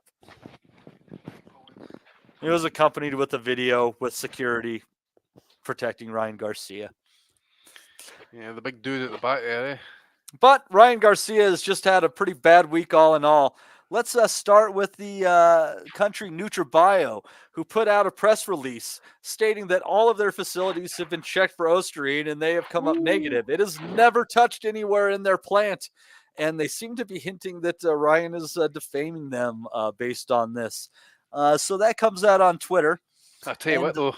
And then go ahead real quick. I was going to say, that gambling money better come up pretty fucking trumps for him, by the way, because I see he's on there crying about not getting his money. Deleted it as well. Yeah, well, I think a lot of people are, looking to get their shit back from Ryan. Let's see here. Clarissa Shields said, y'all real quiet, but the facts are in, and he is guilty. Ryan Garcia said, be quiet and make me a sandwich, baby. And it continued on there, and she said, be quiet and stop taking PDs, little N-word. You talking about me make sandwiches and in boxing, you can't hold a candle to me. Fuck around and get handled, punk. Clear your shit up. And Ryan Garcia says, LOL, lesbo, chill. We know what you did in the bed sheets. Retweeted by Victor Conti. Oh. But see, they're just like offering to have a baby with her till like 2 weeks ago or something like that. Yeah. Fucking Jesus. Well, and Ryan, I also forgot this. He was arrested while we were out of town too, at a hotel in Los Angeles for getting wild. Which he had predicted would happen, Matty, didn't he? I think so. Illuminati's after him, mate. Clearly, he's getting set up for all this stuff, mate. It's not because he's a highly intoxicated guy with too much money who acts a fucking fool. No, not because of that. No possibility on that one. They're out to get him, mate. They're out to get him. They're definitely out to get Ryan Garcia. As Big John Fury would say, dark forces. Aye. Yeah, they're the same people who are out for Donald Trump. They are out for Ryan Garcia. They're two peas in a pod. God save them. Be with them on their journey. Did you hear Andy's, Matty, did you hear Andy's nod to the Don earlier in the show when he was talking about, he said Bigley? I think I missed it. Good job. Andy, he was that's Don's. That's the Don's. We're gonna win, and we're gonna win bigly. Bigly. Anyhow, that's all I have. Andy, what do you have to kick in? Not much, mate. Obviously, AB getting stopped and getting his teeth broken. That's always good to see. Obviously, Garcia moaning about his money, and then getting having to withdraw the tweet. I think David Haney got involved in that one as well, did they not? What about a nomination for Luis Pabon? Aye. No, that was, remember, we have the Adelaide Bird Official of the Week. We'll do that after we wrap this real quick. Get those nominations out. Shout out to Tony Bellew for his goalkeeping performance in some sort of charity event, football game last weekend, I think it was. This is Anthony Bellew, who came out after a European Champions League final and says the Liverpool keeper who sold the jerseys, I must admit, says in quote, he should retire, mate. Well, after Tony's performance last weekend, he should retire as well, actually, because it was disgraceful. We'll leave it at that. I mind the sticks nice and easy, mates. I mind the sticks nice and easy. And I swear somebody sent a video, and I just couldn't pull it from Twitter, of Anthony playing goalie at a football event. Maybe I'm imagining things. Here's a great for the judge. Is it Dave Hudson for that scorecard last night? 180. Oh no! Remember, that's going to be for sorry. the Adelaide. Yep. Sorry. Go ahead. Final one then is for the corner work for the Gary Antoine Russell with the fucking Phantom of the Opera mask end spell. What the fuck was all that about, mate? They've used that in other fights. If it's like a Russell family heirloom at this point. Fucking. Aye, that's it, mate. All right, Dom, what do you got? A few of the. I'm just trying to remember them off the top of my head. There was a great moment in the first 2 rounds of the Matias Paro fight when Todd Grisham, or Sergio Mora referred to Matias as the Puerto Rican Kelly Pavlik. Does it mean he drinks a lot and gets arrested? Let's hope not, for Subriel's sake. Let me see. There was a. What else was there? Let me see. We've got the Dave Sonny one. We've got Frank Davis. Let me see what else I have. I think that's it. What about Alex Krosiuk? This is a good nomination. I think I forgot to put that one up. Well, I'll read it out, Molly. So I don't know if I'm sure the listeners will have saw Tyson Fury spoke for the first time publicly since his defeat to Usyk in the Undisputed. And he put a statement up on Instagram, and he said, on December the 21st in Riyadh, in the heart of the kingdom, the king will reclaim his throne and become undisputed. Usyk, I'm coming for you. Get ready for the Gypsy King. The path to redemption is all mine. I know what I have to do. I saw my shortcomings, and best believe, and this bit must have been contributed by Isak Lowe, best believe I am inevitable. So the first comment was by Alex Krosiuk, who said, bro, let's have a beer. Obviously in light of Tyson's letting his hair down last week in Morecambe, which oh, that's right. Yeah, he that's something else that should have been in there. Is Tyson and his also had his own adventures with security and fell down flat out drunk. Yeah, what he should have, he should be allowed to just to do what he wants after being in camp for so long. But yeah, it's I'm still skeptical, Matty, that the rematch will happen, but we'll see. We shall see. I think it will. There's just so much money on the table that is so hard to walk away from, So we'll see, especially if you're a guy like Usyk. I mean, you have that money. I mean, and you can. I mean, just based on being taxed, where you're going to be able to kick into the efforts that you have going in your country. That's a pretty big deal. So I think it's going to move forward. I 100% do. Fury, that's a lot of money. He'll blow some of it. Or he'll probably just want to make more so he can give it to mental health awareness, right? Like that's what he does with most of the money. The homeless, mate. It's the homeless. The homeless. Yep, absolutely. That's what he does. So let's see here. So this week we had one more, Matty. Moro Ronaldo for as many epic lines and commentary last night. There was some great lines about Gary Russell and it was in the corner holding the mask. The older brother who barely fought when he was fighting, and I can't remember the exact line, but Ronaldo said something like he appears at least as often as or about as often as Father Christmas. So he was dropping some good lines last night, Ronaldo. I swear to God. Yeah, I mean, if I was Gary Russell and I was getting that PBC money, why wouldn't you just train 8 weeks and then have a fight and call that your year? If you don't have any bad habits, you live off of that fucking easy. So, but anyways, we had our good friend Big John and his continued battles with Chinese food on Twitter. We had our friend Broner getting his teeth knocked out and his adventures with Blair Cobb. We had Joe Burns and his exchange with Rick Glazer, which resulted in you were blocked. Akoli looking for the most fashionable person at the fight. The Juneteenth belt by the WBC. Never failing to try to get aboard whatever they can. You had Garcia and his adventures with Clarissa Shields ending up when him calling her a lesbian. You had the nice little typo there from whoever is doing the cards for the PBC on Amazon. Blaming Madonna for React Poor losing.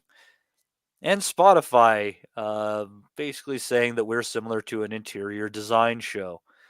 All right. And also, obviously, Tyson Fury and his fucking shenanigans outside of the ring. Very well worthy to talk about that as well. Who are you going with this week, Andy? I'm going to go with that John. Big John. I'm going to go with the Big John one, mate. I know it's a setup and that type of stuff. And that, Big but, John Fisher. Big John Fisher, mate. I'm going to go for that one. The Chinese food cannot survive. It's amazing. Like, like they always say, like they want to stop immigration, but they keep having demand for Chinese restaurants because of John Fisher. Like who are they to argue with the market? Dom, who are you taking? I think I'm going for Ryan Garcia and the quote. I enjoyed that there. I think I just got to go Ryan Garcia too. I mean, not only fat, but also the arrest and everything. And he's just God, he's going to end up just getting a nomination every week. The guy's just a ticking time bomb at this point. And turning up with that T-shirt last night at the tank fight. Wasn't it one side Tank's #1 fan and the other side fight me, you bitch or something? So yeah, I didn't even see that. That's what happened. Yeah, he's just shameless. So yeah, King Ryan. All right. Well, it was a closely contested vote, but Ryan Garcia, you are this week's Bellew of the Week winner. Take a bow, sir. Take a bow. Now, moving on, just real quick, I think 2 nominations this week, in my opinion, for the Adelaide Bird Official of the Week. One is going to be David Hudson for his 118-109 scorecard in the aforementioned Gary Antoine Russell Alberto Puello fight, in a fight where the other judges saw it narrowly at either 8 or 7 rounds apiece for Puello. And also Luis Pabon, who just couldn't seem to keep his eyes off of Liam Paro. We couldn't tell if it was sexual or not, but then he deducted a point. And we realized he was just trying to fuck him over. John McKay, Matty, in the John McKay also in that the Elijah Garcia, Kyrone Davis fight. Yeah. Who do you think, Dom, is most worthy of our shame this week? Probably Pabon. No, probably about it. Actually, Pabon. That was disgraceful. All right. Andy, who are you taking? Yeah, Pabon, mate, without doubt. I just didn't he was all over the Paro, mate. He could have easily fucking folded under that just for no reason, but he just, he's another one needs to be put away. How do these guys keep getting these gigs? Like he's been turning in. He's a WBA official too as well, isn't he? He's one of those. You see, they're all. That's what it is. They're all linked into the sanctioning bodies. They're not really officials. Unlike the British board, like the British officials. I'm not saying they're better, but they're sort of tied to an instant like a governing body. These guys like Pabon, they're all sort of tied to one of the sanctioning bodies, one of the trinket organizations. But Pabon has been turning in these sort of performances for years and just still keeps getting these gigs. No accountability. Like it's very dispiriting. Just awful. But I'll tell you what, you have one good thing going for you, Luis Pabon. You are the inaugural winner of our Adelaide Bird Boxing Official of the Week award. So congratulations on that one, sir. You can take that one to the bank for whatever it might be worth. But I would like to thank everybody who was in the chat today. Sorry that I didn't take a chance to call you guys all out by name. There wasn't many. Again, I know you guys are watching that English football. Remember to catch us during the week, wherever you might download and listen to your podcast, whatever player choice that might be. But we're going to, unless I can find someone to fill in, we're going to take next week off. Then we're going to be back hot and heavy after that and reviewing all that stuff that we just previewed this week. But I would like to thank Andy for coming on, Dom, and also Rob for his brief call from Greece, where God knows what he's getting into. And I don't think we would actually like to know, because we like to be able to sleep at night. But for Boxing Asylum, I think it's Malaga, Matty. I think it's Malaga. Spain, he's in Spain. We're in Greece or Spain, aye. Yeah. That's worse. He's going to do the Scott Harrison. Well, God help him. So for everybody here at Boxing Asylum, I thank all of you listeners, everybody in the Patreon. We will have a new season of the Boxing Nutters Prediction League starting up very soon. So if you want to get in on that action, you're not in the Patreon yet, you make sure you do that. Boxing Asylum is going to be found at patreon.com/Boxing Asylum, and you can figure it all out from there. We'll take you the rest of the way. I'd like to thank Andy, Dom, Rob. As I said, I've been your host, Matt DiGianardo. You folks have a fine week. We will see you next time. We'll never forget. I think that's good happening. Go to Adam move! We want to be honest, yeah? Crying like a little bitch. I've never met a fucking swank that can fight me. I fell asleep. You're a fucking bum, you're a fucking asshole. Rumpo fucking Steltskin. But allegedly, Oscar Rivas has failed a test. 7 year ain't. 7 year ain't. I will fucking smash fucking you. I hope you fucking die. Be safe. I love Boxing Asylum. It's as simple as that.